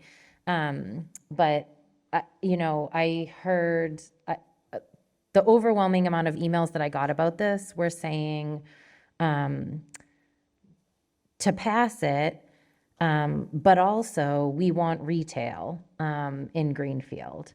And I'll say, like, I have friends who just moved here and they're constantly calling me and texting me and they're like, where can I get a nice shirt in Greenfield? I have an event tomorrow. Where can I get this in Greenfield? And I'm like, you gotta go to Hadley, you gotta go to Athol, you gotta go to... So it's, I get that this is just a really hard decision. Some of the other points of view I heard on this were, I talked to a couple teenagers I know about what's being manufactured there. And when I brought this up at the planning board, there was sort of a rather defensive reaction that to ethically vote against this on ethical reasons, would be inappropriate. And when I talked to this group of teenagers who are sort of constantly facing gun violence in schools across the country, it was a concern that we as the city councilors would vote to support manufacturing of pieces used to make handguns. There was some other pieces some other emails I got that were related to the issue of proximity to White Ash Swamp.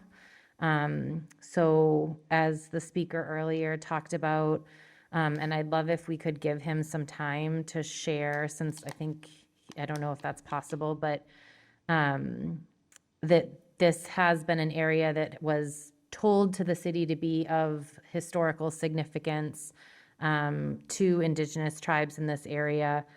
It does have a rather tragic past of being sort of looted and destroyed of human remains there. So there's those pieces that I think are there that haven't really been spoken too much about, that I have received a few emails or talked to people about. The other piece for me where I'm really struggling with this is on how do we zone this appropriately? Like what Steve Capshaw brought to us was really compelling, right? The idea that we could have X amount of jobs, I can't remember how many, of people that are making $80,000 a year in Greenfield. Like, of course I want that. Of course I want that. There's multiple pieces to this though, that like he's not the only person that's vying for that land. So him as a business owner who does provide benefits and a matching IRA and a good paying job and training, there's no guarantee that he's the one who's going to get that piece of land from Ceruzzi. There's the other piece of like, why are we going to zone this for a specific type of developer or type of business because we're being held hostage from this large developer who says they won't lease to anybody while it's in general commercial zoning. It just doesn't feel like the right way to plan our city. And so that's a concern I have. And I think the last concern I have is that I feel so conflicted about this that I don't like to vote on things when I feel very conflicted about them. And I haven't gotten like a windfall of yes, do this, or no, don't do this. I have a lot of people passionately on both sides that I've spoke to. Councilor Toronto. I have a few kind of comments to what I've been hearing. One is kind of to follow up on what you were just talking about, Councilor Bullock, is on like the hijacking, essentially, of what we use the land for, or what is being not allowed, essentially, to go in there by a private business sucks, of course. But I think of it kind of in the same way when I look at some of the buildings that are downtown that have been unoccupied, a la the Wells Street where Car Hardware used to be, that was being proposed, for part of the public safety side before. That whole area there, 114 Main, it's empty. Like there's nothing there, and there's nothing we do about it, and that's frustrating. I've talked to people before about like, man, there should be like some sort of penalty if you're not actively making an effort to fill your commercial space, and you're just sitting there, leaving these places empty, and you're paying pittance for taxes when it really comes down to what it could be bringing to the city, and that's frustrating. And I can see where that would be here as well. Having this commercially zoned area that essentially is hijacked from being used as that. I will say I'm a huge advocate for our housing need. I work for a housing authority and see it every day. And most of this land, I mean, if we could split this, I would propose that. I see that there are a bunch of parcels that are listed in this. Do all of them have to necessarily be included? Or could we have that as a breakdown? Because I see some of the southern area that's down more towards like near Stop and Shop, near the flower shop and the barns and all that stuff that's there, that maybe would be quasi-desirable living. I don't like knowing where the gravel pit is over there. It's on a highway. Why would you want to live between two highways? I think it's bad enough to already be on the other side of the road myself personally, but I don't know, something as like, if that more of the area that's closer to the existing industrial park where you have semis going by, you have loud stuff going anyway, if that was more of the industrial and taking into consideration, the parcel of land that out of respect for the indigenous folks, like, I think that there's more that could be maybe done here to kind of please multiple parties and multiple interests. I mean, when we're talking about this 10-acre portion that's really under restriction, well, what about moving down a little bit, or like maybe make that area the planned industrial so that appeases Stop and Shop's, grip on that development, but then the other portion of it, maybe that becomes the mixed use. I don't know, just as a thought. But I think we definitely need the industry, and there's not. I think it's been very clear. Like, there's not a lot of places for industry to go. Here, there is a lot of opportunity for housing in much better areas for it to be, that are a lot more practical to develop.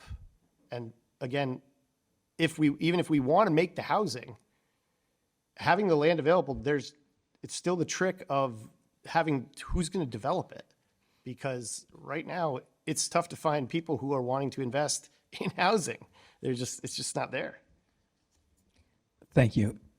I'm going to wrap this up and we'll get going. I just want to make 2 comments because I didn't really speak to the motion. One being, first, in listening to everyone, I want to just say that Valley Steel Stamp is a great community partner.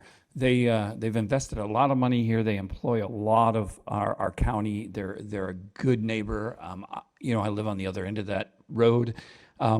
They are, in my precinct, they are a solid employer in this community. And I don't want this to appear that there's anything that sounds negative to them. I know people that work there and they're happy with their jobs and they pay well, and we should be happy that they're here and that piece. And the only other thing that confuses me on this whole thing is if you are Ceruzzi and you're making $1.3 million a year, why do you want to sell it ever? Why don't you just keep it and make $1.3 million a year, and in 10 years you've made your $12 million and you still own it?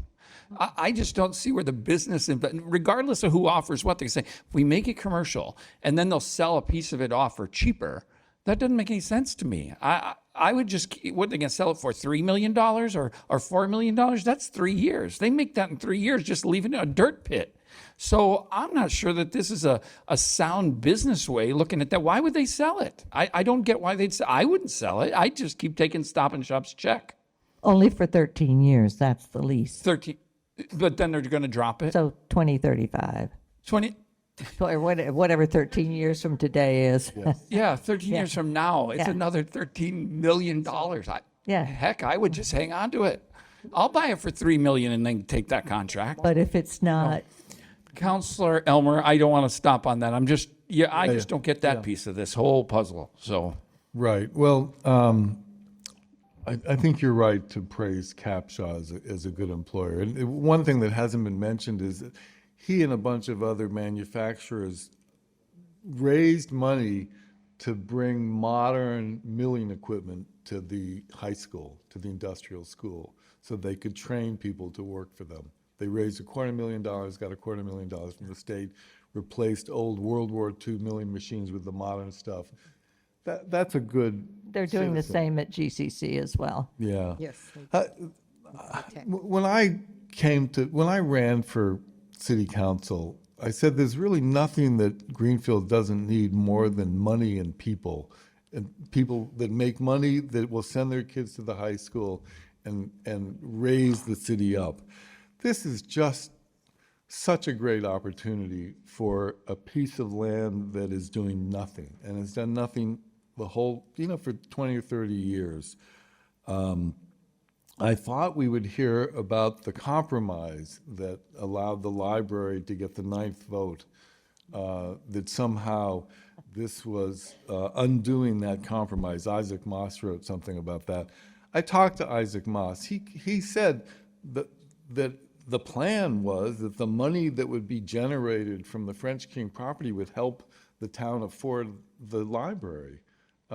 He's, as he said, he's the last person who would oppose industrial development there. He quibbles about what good zoning is and what bad zoning is. I don't know what to say. This is very frustrating. It seemed like such a good idea. It's clearly not going to pass tonight. I move that we table the discussion. Second. There's someone who Annie didn't get to ask a question. Now we have a motion on the table, And so second. the motion's been made and seconded to table. It's not debatable, correct? It's not debatable. Roll call, please. Roll call vote to table this. What's going to change in 1 month? I think you could get clarity on what happens if you turn it down in February. That's one thing that could Virginia. happen. Or, no, Yeah, it's not debatable. We just can't discuss it. by February 15th. Counselor Golub, No. This is for Counselor Disorder, No. Counselor Bottomley, No? Counselor Bullock, Oh, God. I'm going to abstain. I don't know what to do here. Counselor Lapinski, I'm voting yes to table. I hope that's what we all know we're Counselor voting on. Mayo, No. Counselor Elmer, Yes.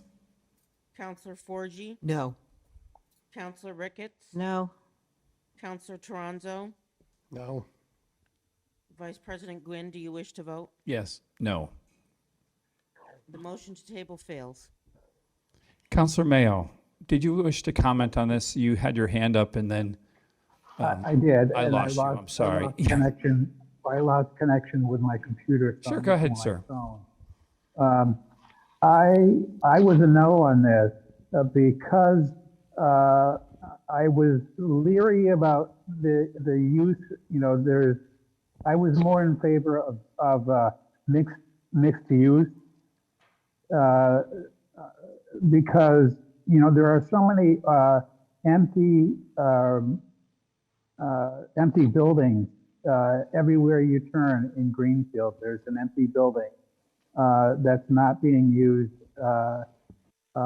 either for housing or for commercial use or retail use or anything of that nature. So it made just more sense for me to open it up to like a mixed use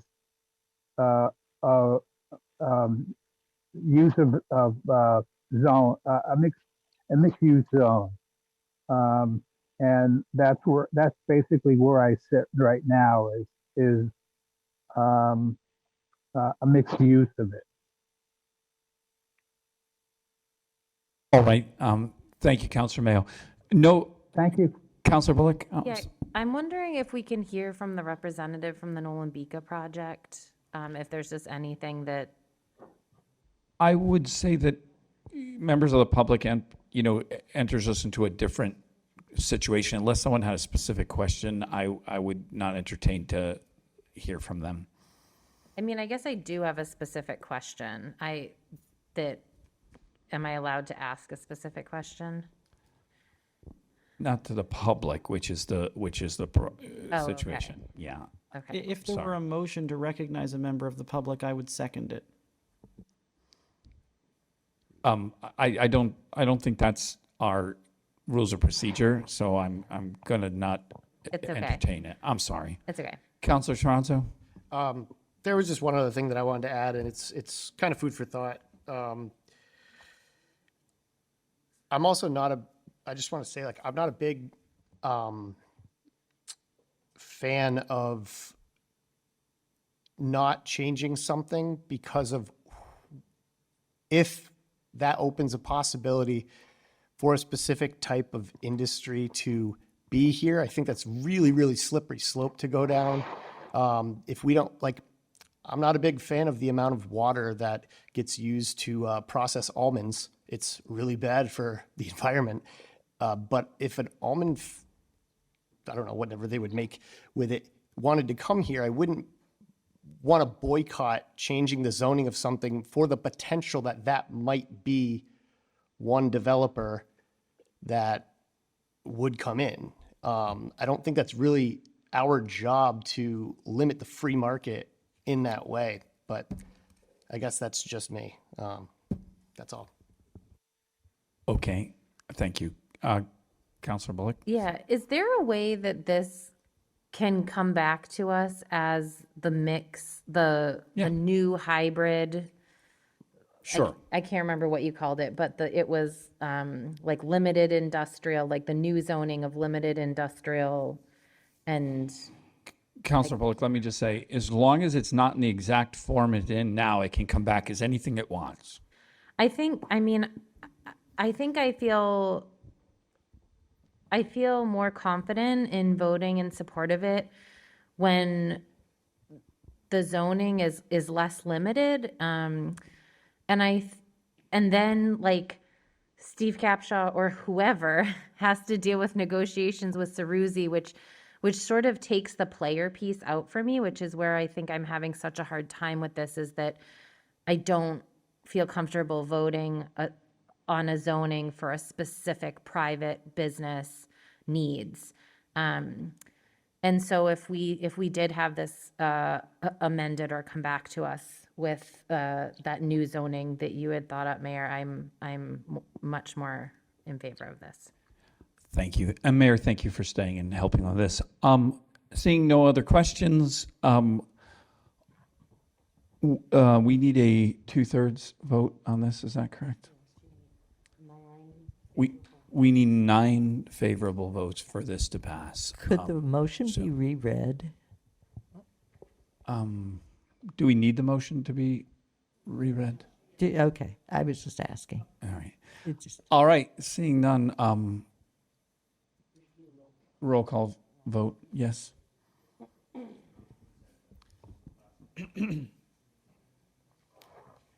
So, in what way do we want to clarify this vote?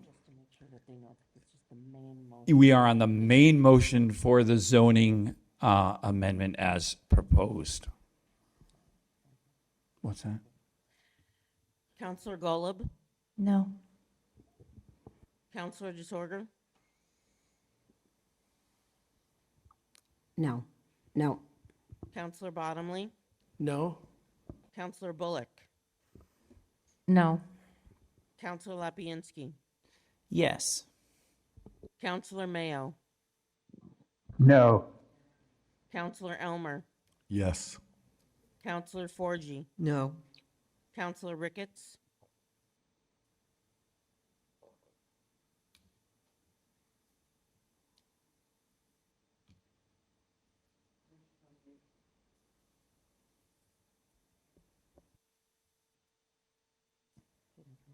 Try again. Counselor Ricketts, No. Counselor Toronzo, Yes. Vice President Gwynn, do you wish to vote? Yes. No. The motion fails.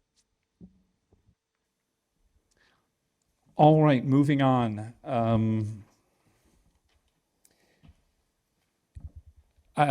Catherine is going to read A&O as I'm on this side of the table tonight. She's going to start with the code changes.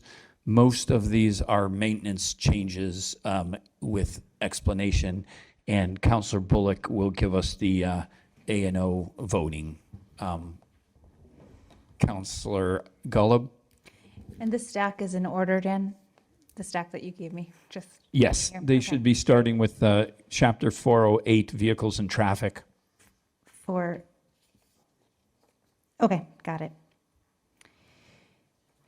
The City Council moves that it be ordered that the Greenfield City Council amends the code of the City of Greenfield, Chapter 408, Vehicles and Traffic, as attached hereto, and further amends the table of contents and index of contents of the code, and further, that non-substantive changes to the numbering of the ordinance be permitted in order that it be in compliance with the numbering format of the code of the City of Greenfield. Majority vote required. Second, Ricketts. Councilor Bullock, can you give us the, It was a unanimous positive recommendation. is there any questions on this? No.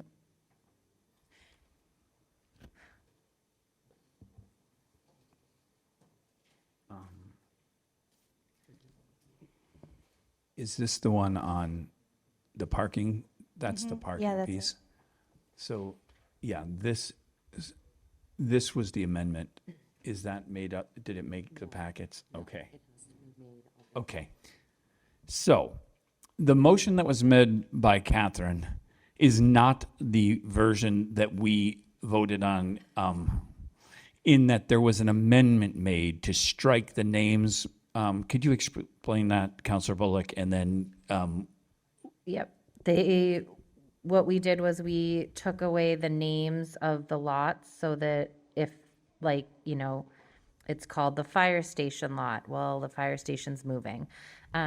So we took away the names of the lots so that it was more clear what was actually being talked about. so the amendment was to remove the specific municipal lot names and just identify them by signage. And that is the motion that was amended and passed unanimously by A&O. So we need the amendment. So if you could present that as an amendment,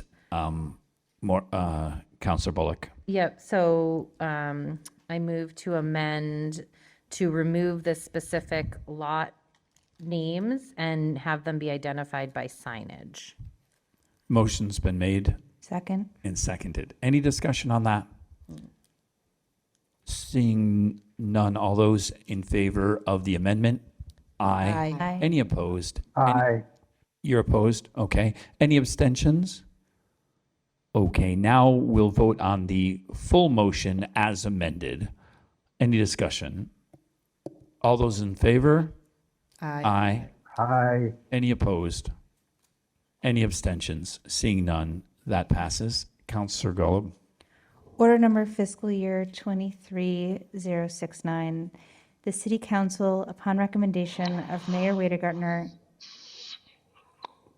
in order amending the code of the City of Greenfield, move that it be ordered that the Greenfield City Council can be asked.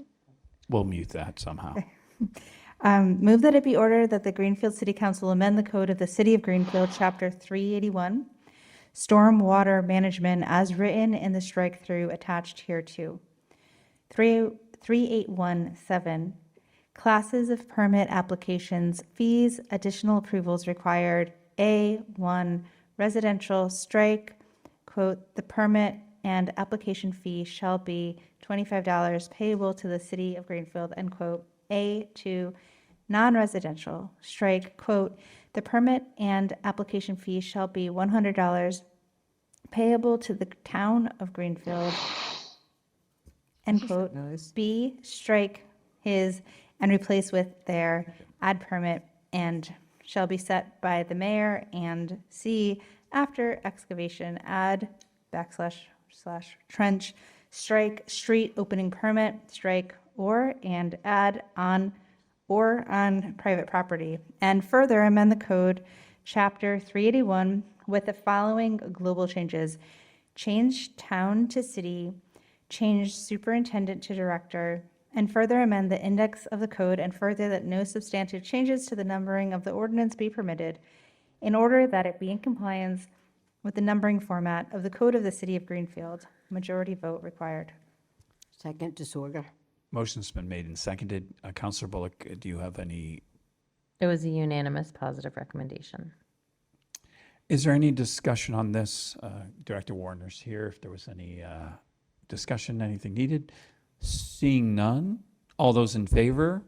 Aye. Aye. Any opposed? Any abstentions? Motion passes.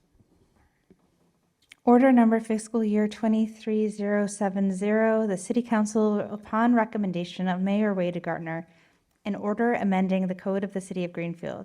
Move that it be ordered that the Greenfield City Council amend the code of the City of Greenfield, Chapter 400, Trees, Attachment 3, List of approved trees for city planting as follows. 400, Town of Greenfield, Appendix C, list of approved trees for Town Street planting, strike entire page and replace with new attachment 3, Appendix C, list of approved trees for city planting, attached here too. And further amend the index of the code and further that no substantive changes to the numbering of the ordinance be permitted in order that it be in compliance with the numbering format of the code of the city of Greenfield, majority vote required. Second, disorder. It was a unanimous positive recommendation. Hold on one second. Did she just read this one? That is next after stormwater management trees.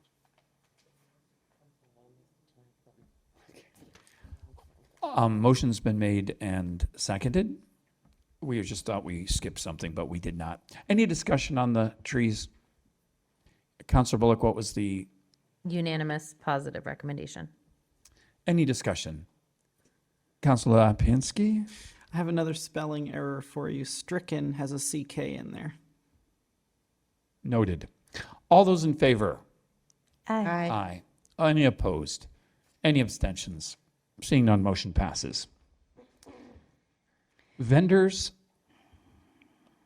Order number fiscal year 23-071, the City Council, upon recommendation of Mayor Weidegartner, and in accordance with MGL Chapter 101 and Greenfield Home Rule Charter 69, move that it be ordered that the Greenfield City Council amend the code of the City of Greenfield under Part 3 General Legislation by adding Chapter 410 Vendors as attached hereto, and further amends the table of contents and index of the contents of the code, and further that non-substantive changes to the numbering of the ordinance be permitted in order that it be in compliance with the numbering format of the code of the City of Greenfield. I'd like to say majority vote required. I don't need to read all of that, correct? I do need to read all of it. I need to read all of it? no, just majority vote required. That's all you need to. Good, all right. And then you have to read the entire code. Can someone second this? Second, disorder. And we did have an amended version that we need to have the amendment made. Councilor Bullock, are you aware of the amendment we made? I don't remember. Okay, no, it's simple. The amendment needs to be made that fees will be reviewed on an annual basis, subject to change upon review. Yes, and that was a unanimous positive recommendation. Can you make that motion now? I will make a motion to amend this so that it says that fees are to be reviewed on a yearly basis. And subject to change on And review. subject to change. Second, 4G. A motion's been made and seconded. A little bit of discussion. This was a great, sorry, I have to vote the amendment. All those in favor of the amendment? Aye. Aye. Any opposed? Any abstentions? I just want to say this was a great back and forth. Chief of Staff Letourneau had a constituent who wrote a note to us and asked a lot of great questions, and they both worked together, and we got through this, and it's just a great collaboration between the resident and the executive and the legislative doing it and getting it right. So thank you very much. Any discussion on the motion? All those in favor? Aye. Aye. Any opposed? Any abstentions? Seeing none, motion passes. Councilor Golub. Excuse me.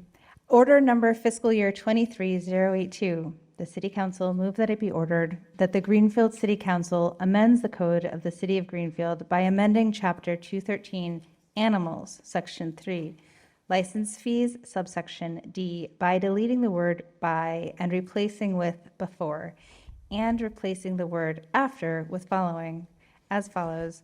Chapter 213, Animals, Section 3, License Fees, D. Should any owner or keeper fail to license a dog before June 1st, the owner or keeper shall pay a late charge of $25 before obtaining said license, excepting 1, a dog brought into the town as provided in MGL C 140-138, and 2, when a state of emergency has been declared by the state of Massachusetts. This late fee shall be applicable after the 45th day following the arrival of such dog. and further amends the index of the code, and further that non-substantive changes to the numbering of the ordinance be permitted in order that it be in compliance with the numbering format of the code of the City of Greenfield. Majority vote required. Second, DeSorger. Motion's been made and seconded. Counselor Bullock. It was a positive unanimous recommendation. This was just a piece on clarity of, is it after the first or on the first? And that's what this clarifies. Any other discussion on this? Seeing none. All those in favor? Aye. Aye. Any opposed? Any abstentions? Seeing none. Counselor Gallup. Order number fiscal year 23093. The City Council moved that it be ordered that the Greenfield City Council amends the Code of the City of Greenfield, Chapter 56, Officers and Employees, Article 7, Stipend for School Board Members and Town Councilors, attached as Exhibit A hereto, and further amends the table of contents and index of contents of the code, and further that non-substantive changes to the numbering of the ordinance be permitted in order that it be in compliance with the numbering format of the Code of the City of Greenfield. Majority vote required. Second. Motion's been made and seconded. Counselor Bullock. This was also a unanimous positive recommendation, and there was praise for Kathy helping us understand when and how we can access reimbursements and things like that. The main catalyst behind this was so when someone's going to a conference or training that they can also receive mileage in a time when the fee is not enough to cover the cost of the expense of the event. And it was all good. Yep. Any discussion on this? No. All those in favor? Aye. Any opposed? Any abstentions? Seeing none, motion passes. Counselor Gullub. Order number fiscal year 23092. The City Council moves that it be ordered that the Greenfield City Council accepts Massachusetts General Law, Chapter 42, Section 110A as attached Exhibit A. Majority vote required. Second. Point of clarification, I believe that's MGL Section 41. Is that what you said? Yes. Okay. Motion's been made and seconded. Counselor Bullock. Positive unanimous recommendation. Any discussion on this? Seeing none. All those in favor? Aye. Aye. Aye. Any opposed? Any abstentions? Seeing none. Motion passes. Counselor Gullub. That's all I have, so I'm trying to see if there's anything else on the agenda. Now we're moving into, Yep, so I'm just scrolling down on my I didn't print those out for you, did I? total, no, but that's fine, they're right here. I just needed to get there. Okay. Order number fiscal year 23083, the City Council moved that it be ordered that the Greenfield City Council pursuant to Charter Section 210 affirms the following appointment by the mayor to the Human Rights Commission, Becky Craig, for a term to expire December 31st, 2024, short term to maintain staggered terms, majority vote required. Second, Ricketts. Counselor Bullock. This was a positive unanimous recommendation. Any discussion on this, member? Counselor Lapansky. So I just have a procedural question. In the past, haven't we done the mayor's appointments as a group? We have, but anytime that there's a challenge or question put up by any counselor, they're separated out so they're not rejected as a group, but as an individual with that potential. And fine. So once again, this was a positive unanimous recommendation from committee. Yes. Any other discussion? All those in favor? Aye. Aye. Any opposed? Any abstentions? Seeing none, motion to affirm passes. Counselor Golo. Order number fiscal year 23088, the City Council moves that it be ordered that the Greenfield City Council pursuant to Charter Section 210 affirms the following appointment by the mayor to Planning and Construction Committee, Carol Collins, for a term to expire December 31st, 2025. Majority vote required. Second, Ricketts. Is my agenda different? I thought I had somebody else before that. Did we miss Megan Cloutier? Megan I'm Cloutier? sorry. Which one did you read? Carol Collins? Yes. Yeah. I mean, I still second it, but Is it out of order, or am I? You're right. You're right. It's out of No order. problem. I thought So- I had an old one. We didn't second it? We did. We did. You did second it. So, Yep. so we withdraw the second and the motion. Sorry. No That's problem. okay. Withdrawn. All right, could we go back to Megan Cloutier? Yep. Okay, order number fiscal year 23087. The City Council move that it be ordered that the Greenfield City Council pursuant to Charter Section 210 affirms the following appointment by the mayor to the Mayor's Task Force Against Domestic Violence, Megan Cloutier, for a term to expire December 31st, 2024, Police Chief Designee, majority vote required. Second, Ricketts, gladly. This was also a positive unanimous recommendation. Is there any discussion? Councilor Lapinski? So this says police chief designee, and I believe in the past, we were told by the mayor that a designee of the school committee was not subject to a vote of the council. Is that also true of a police chief designee? No. Go ahead. This is, So, I don't have the language in front of me, but it does depend sometimes on the board, committee, or commission that the appointment is being made to. I believe the Mayor's Task Force on Domestic Violence requires all appointees, even designees, to be put before the council to be considered. Got it, thanks. Any other discussion? All those in favor? Aye. Any opposed? Any abstentions? Seeing none. Order number fiscal year 23088, is that the right one? Just, yeah, 08, okay. The City Council move that it be ordered that the Greenfield City Council pursuant to Charter Section 210 affirms the following appointment by the mayor to Planning and Construction Commission, Carol Collins, for a term to expire December 31st, 2025, majority vote required. I'll second it again. Motion's been made and seconded. Positive unanimous recommendation. Thank you. Is there any discussion on this affirmation? No. Councilor Elmer? Yes. All right. Agreed. Here, here. Mhm. Any other discussion? No. All those in favor? Aye. Any opposed? Any abstentions? Seeing none. Councilor Cullum? Order number fiscal year 23089, the City Council move that it be ordered that the Greenfield City Council pursuant to Charter Section 210 affirms the following appointment by the mayor to the Public Safety Commission, David Lanoy, for a term to expire December 31st, 2025, majority vote required. Second, 4G. Yeah. Motion's been made and seconded. Councilor Bullock? Yeah, so this one ended up being a positive unanimous recommendation. David Lanoy came to our meeting, spoke to us at length about his interest and dedication and history, and it felt like a very good fit. Councilor Forgy? Thank you.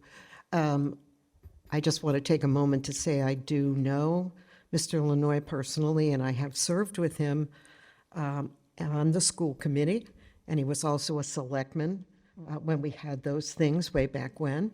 I think the resume is very impressive, and I think the Public Safety Commission is an excellent place to utilize his skills, and I thank him for volunteering. Councilor DeSorger? Yeah, I echo a lot of what you said, and also thank you for staying here this whole evening and listening to this. I'm delighted that you'll be aboard. At one point, I was going to have him just sit in my chair. He was here helping me out all night. So, Councilor Ricketts? Okay, yes, I want to echo lots of what I heard. I'm very excited to have David be on the Public Safety Commission. I think it's going to be really good. I think he's going to be a man of his word, and I think there's going to be some real strength there that we might not have always seen in the past. And I'm excited for this, and I think this is a big step in the right direction, and thank you so much for staying all this time. I agree. Thank you. And I just want to add, I think collectively I've been a counselor for, 15 years now or something like that. I don't think anyone's ever come before A&O and made such a point-on presentation than David Lanoy did at our meeting. He took this to a level of showing his qualifications, his passion, his expertise, and I think we are honored to have someone like David step into this position. Absolutely. Any other discussion? All those in favor? Aye. Any opposed? Any abstentions? Seeing none, motion passes. David, thank you. Thank you so much. Councillor Golub. Okay. I just want to add, really was impressed by his resume, and you just scroll a lot to get to the next one because there was so much 22 there. pages later, can you get to the next motion? Yeah. So thank you. Order number fiscal year 23090, the City Council move that it be ordered that the Greenfield City Council, pursuant to Charter Section 210, affirms the following appointment by the mayor to the Public Safety Commission. David Mascaratolo, for a term to expire December 31st, 2024, short term to replace Butch Hawkins. Majority vote required.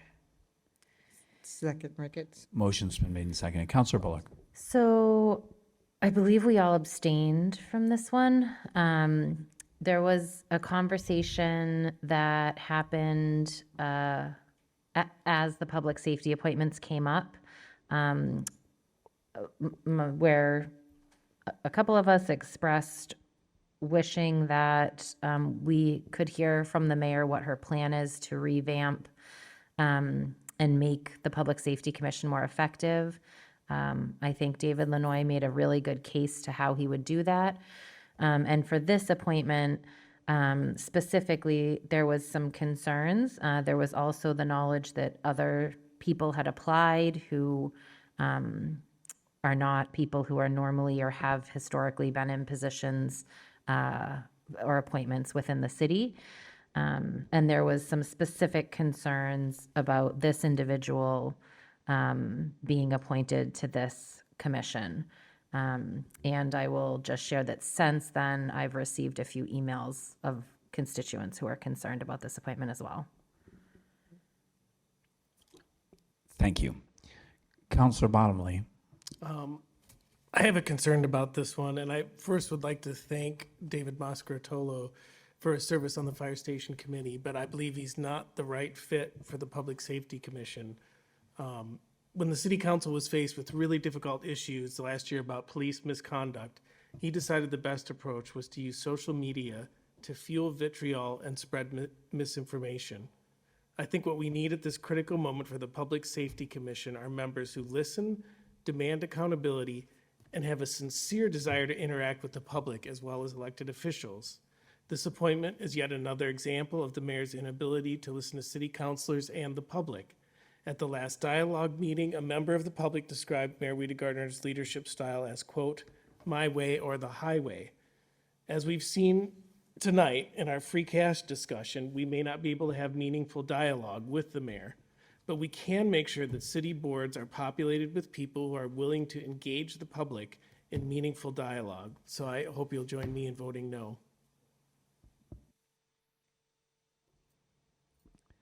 Councillor Forgy. Thank you. I do not know this individual personally, but I know that he served on the Fire Department Building Committee and did a very admirable job with that. I'm going to vote in favor of his appointment. I think that people have a right to speak, to speak and to say what they feel about decisions. I'm not a fan of Facebook, so I don't follow and I don't know. And really, I think for a lot of people, Facebook is not really where you should pick up your information.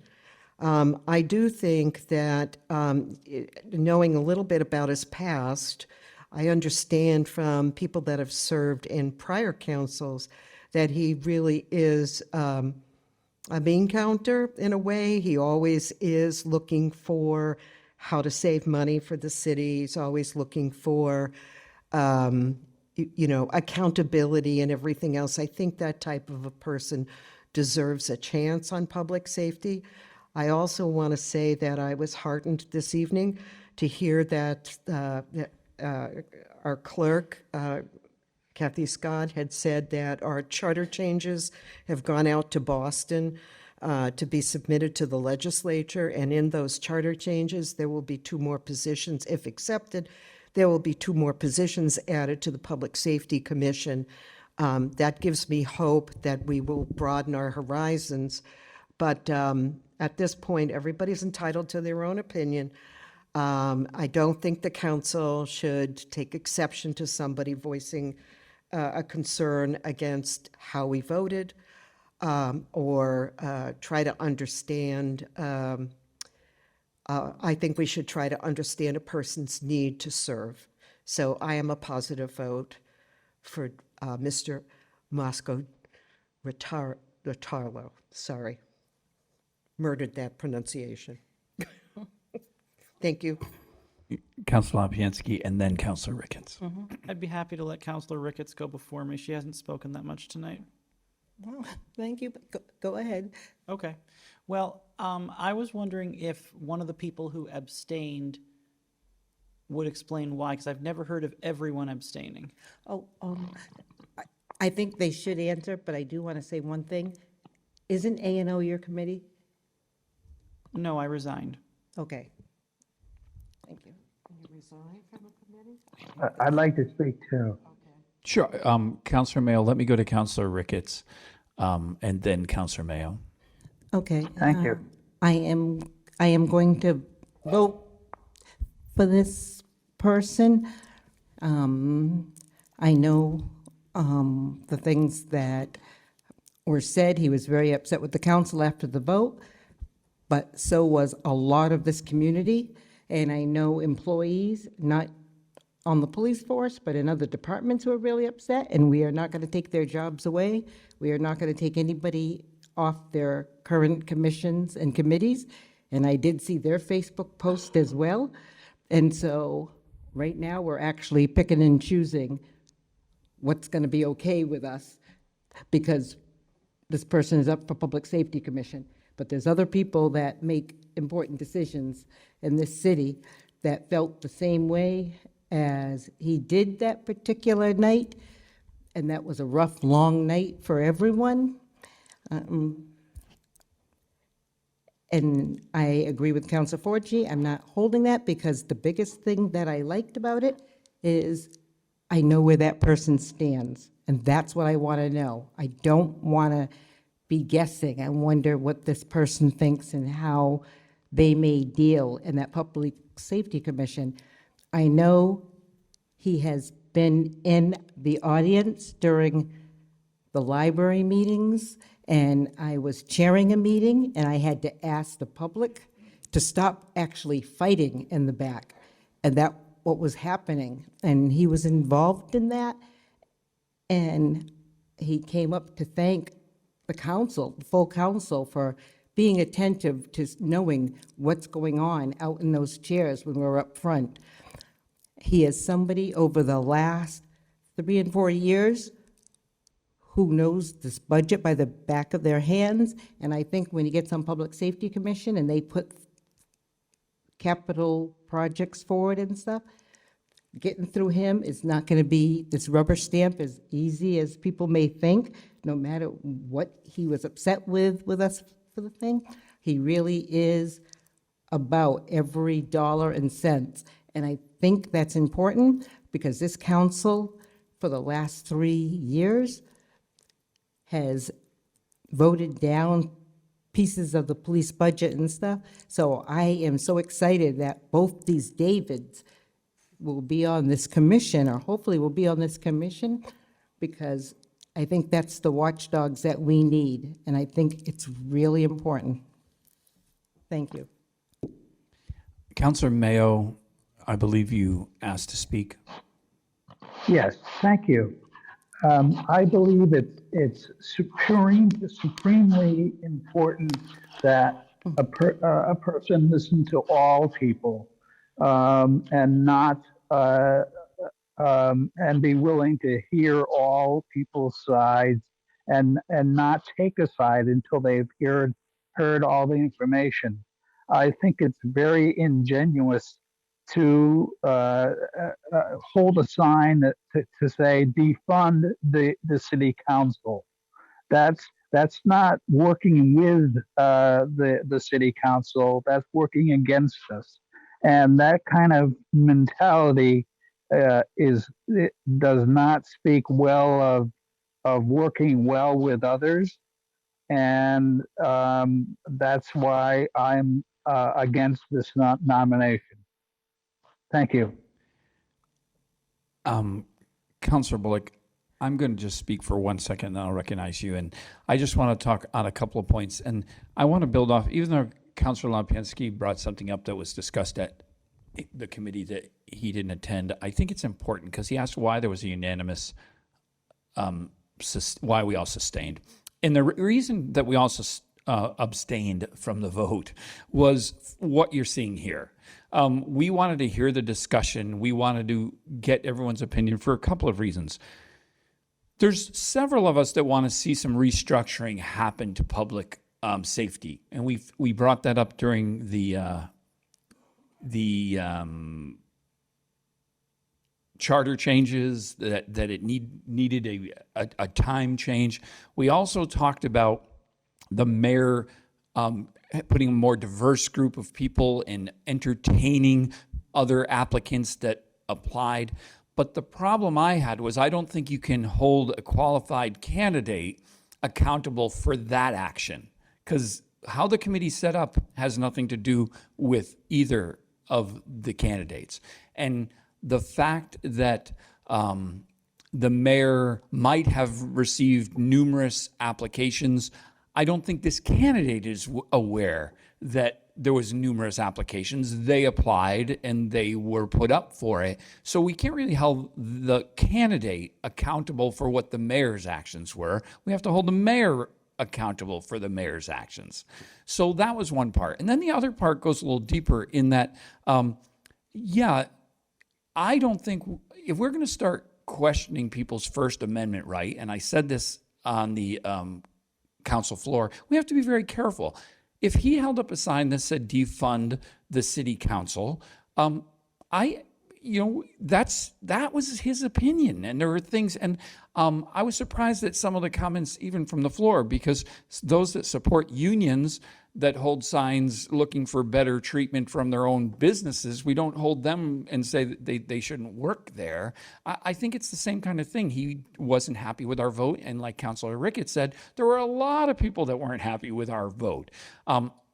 If we as individuals were happy with our vote, did it accomplish what we wanted? That's a whole different story. I just think we have to look at the candidate. And so for that reason, I'm going to vote in favor tonight of this candidate, because everything that I've seen about him is dedicated to Greenfield. His character, which is one part that we're supposed to look at, and unlawfulness, that's kind of what we do in that piece.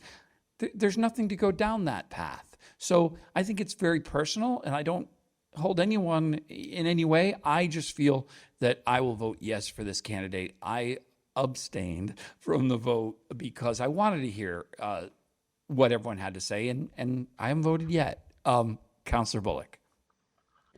I'm just gonna, you explained why people abstained, which is what I was gonna do, but I'm gonna vote against this appointment. I have no idea who this person is, and I didn't know anything about the defund the city council, which I honestly think is kind of funny because we're barely funded.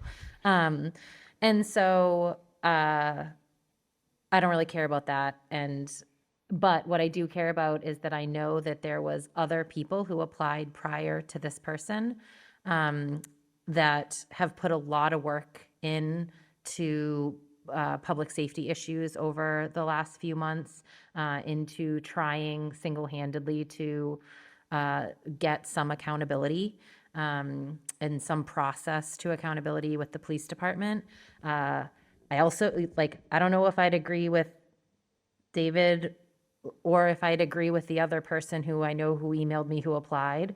And I don't think that necessarily matters, but what I do know is that I would love to see names beyond the sort of the volunteers we constantly see put on committees and appointments that are rotating, and that's what would have happened if we had some of these other appointments happening. So I'm a no vote to leave room for those who have not served prior. Councilor Lapinski. Yeah, so here's my thought on this subject. I'm a big fan of free speech. Some of you may know that I'm willing to say things that aren't always so popular. But I think we can stick to qualifications and disqualify this person just based on what we know about him and his resume. And I don't know him personally either, right? The Public Safety Commission, in an ideal world, would be a watchdog that prevents corruption, abuse, things like that from going on in the departments that it has some minimal degree of oversight over. And through, many different appointments like this, the mayor has turned it into a firewall to keep us from having accountability over these departments which badly need it. So anyone who has any relationship with police or fire departments on their resume is disqualified, in my opinion. I would rather have almost anyone. I would rather have some 18-year-old who has no idea what's going on. Not that 18-year-olds don't necessarily, but almost no experience would be better than a lifetime of loyalty to the police. We have plenty of loyalty to the police in our executive branch. I don't think we need any more, and I'm going to vote no on the merits. Is there any other discussion? Councilor Ricketts? Yes, the only thing I do want to add, and I know that there was someone else who did apply to be on, and I remember lots of times that person did come before us and some of the things that were said, and some of the emails I received from that candidate, and I sent back information with links and stuff with the truth, and that person came back and apologized. And that's as easy as it was done, because what if she did put it forward? I could simply say no just because of the lies and the things that I saw in those emails and some of the statements that were made. But that's not how I operate. I operate by talking to the person. And so I hope, like Councilor Forgy says, that when the charter comes through and there's room for more people, that he does apply again. But this will be the proof in the pudding that I'm not going to hold grudges or anything, and I'm going to not remember every single thing that was said during public comment and stuff, because I do think that he does care, and it would be really good. But there were mistakes and things that were said that some people would say, no way, not on public safety. But no, I believe in him still. So thank you. Councilor DeSorger? I'm going to vote no. I think that the city's at a crossroads. We're at a very, very difficult spot. And this particular one, I think we needed someone that brought some harmony to the board, someone that was open, someone that's come to meetings, someone that showed that they would listen. So I can't vote in favor right now. And he's served the community very well in other ways. It's very difficult to say no to an appointment, but I'm actually a city councilor because when I was going to be on the planning board, it was 6 months of people getting denied to be put on the planning board.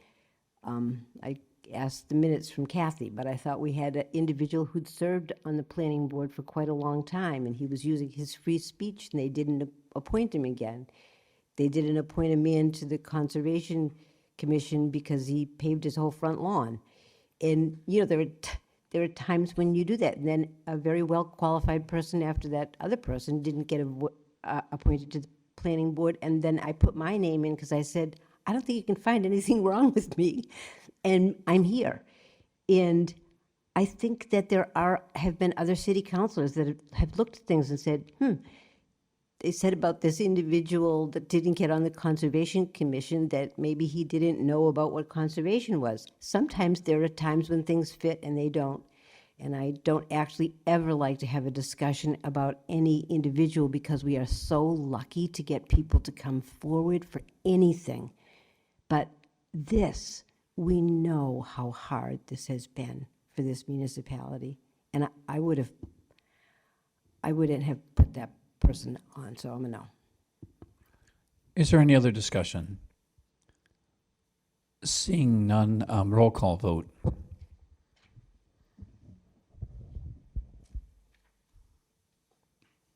Counselor Golub, No. Counselor Disorder, No. Counselor Bottomley, No. Counselor Bullock, No. Counselor Lapiansky, No. Counselor Mayo, No. Counselor Elmer, Abstain. Counselor Forgy, Yes. Counselor Ricketts, Yes. Counselor Toronzo, Yes. Vice President Gwynn, do you wish to vote? Yes. Yes. The motion passes. All right. Okay, moving on. Councillor Golub? Just hold on. Wait, Order number fiscal year 23091. The City Council move that it be ordered that the Greenfield City Council, pursuant to Charter Section 210, affirms the following reappointment by the mayor to the Human Rights Commission, Wood Perry, for a term to expire December 31st, 2025. Majority vote required. Second, Ricketts?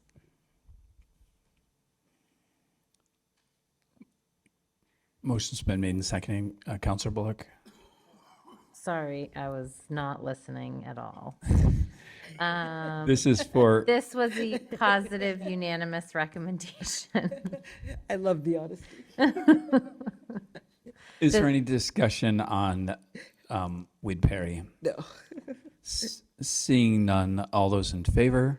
Aye. Aye. Aye. Any opposed? Any abstentions? Councillor Lapiansky? I wasn't actually expecting that this was going to come back again. What do we do? You would read the motion, and if someone wanted to make an action on it, they could, and if not, it would stay there. So I'm reading the motion, but then someone second. I'm still confused. Do you want to clarify? It's your motion, right? Clerk Scott? If you read the motion and you get a second, then there's debate, and then the motion is voted. If there's no second, it stays on the agenda. And remains on the table. Is taking from the table debatable? No. So don't we have? Do you see why I'm confused? You have to make a motion. Someone second. Oh, I see. Fine. I'll make a motion that we take this from the table. Need to read the motion. Oh, I have to read the motion now? This is the last time I'm reading this. Either we do it or we don't do it. Then you could withdraw it. You could withdraw. Yeah, you could withdraw. Well, it would be better for us to vote it up or down. You could withdraw it or read it. I'll read it, and if we take it from the table, we should just vote it up or down, so we don't have to keep revisiting it. The City Council finds full and appropriate reason to declare that, hold on.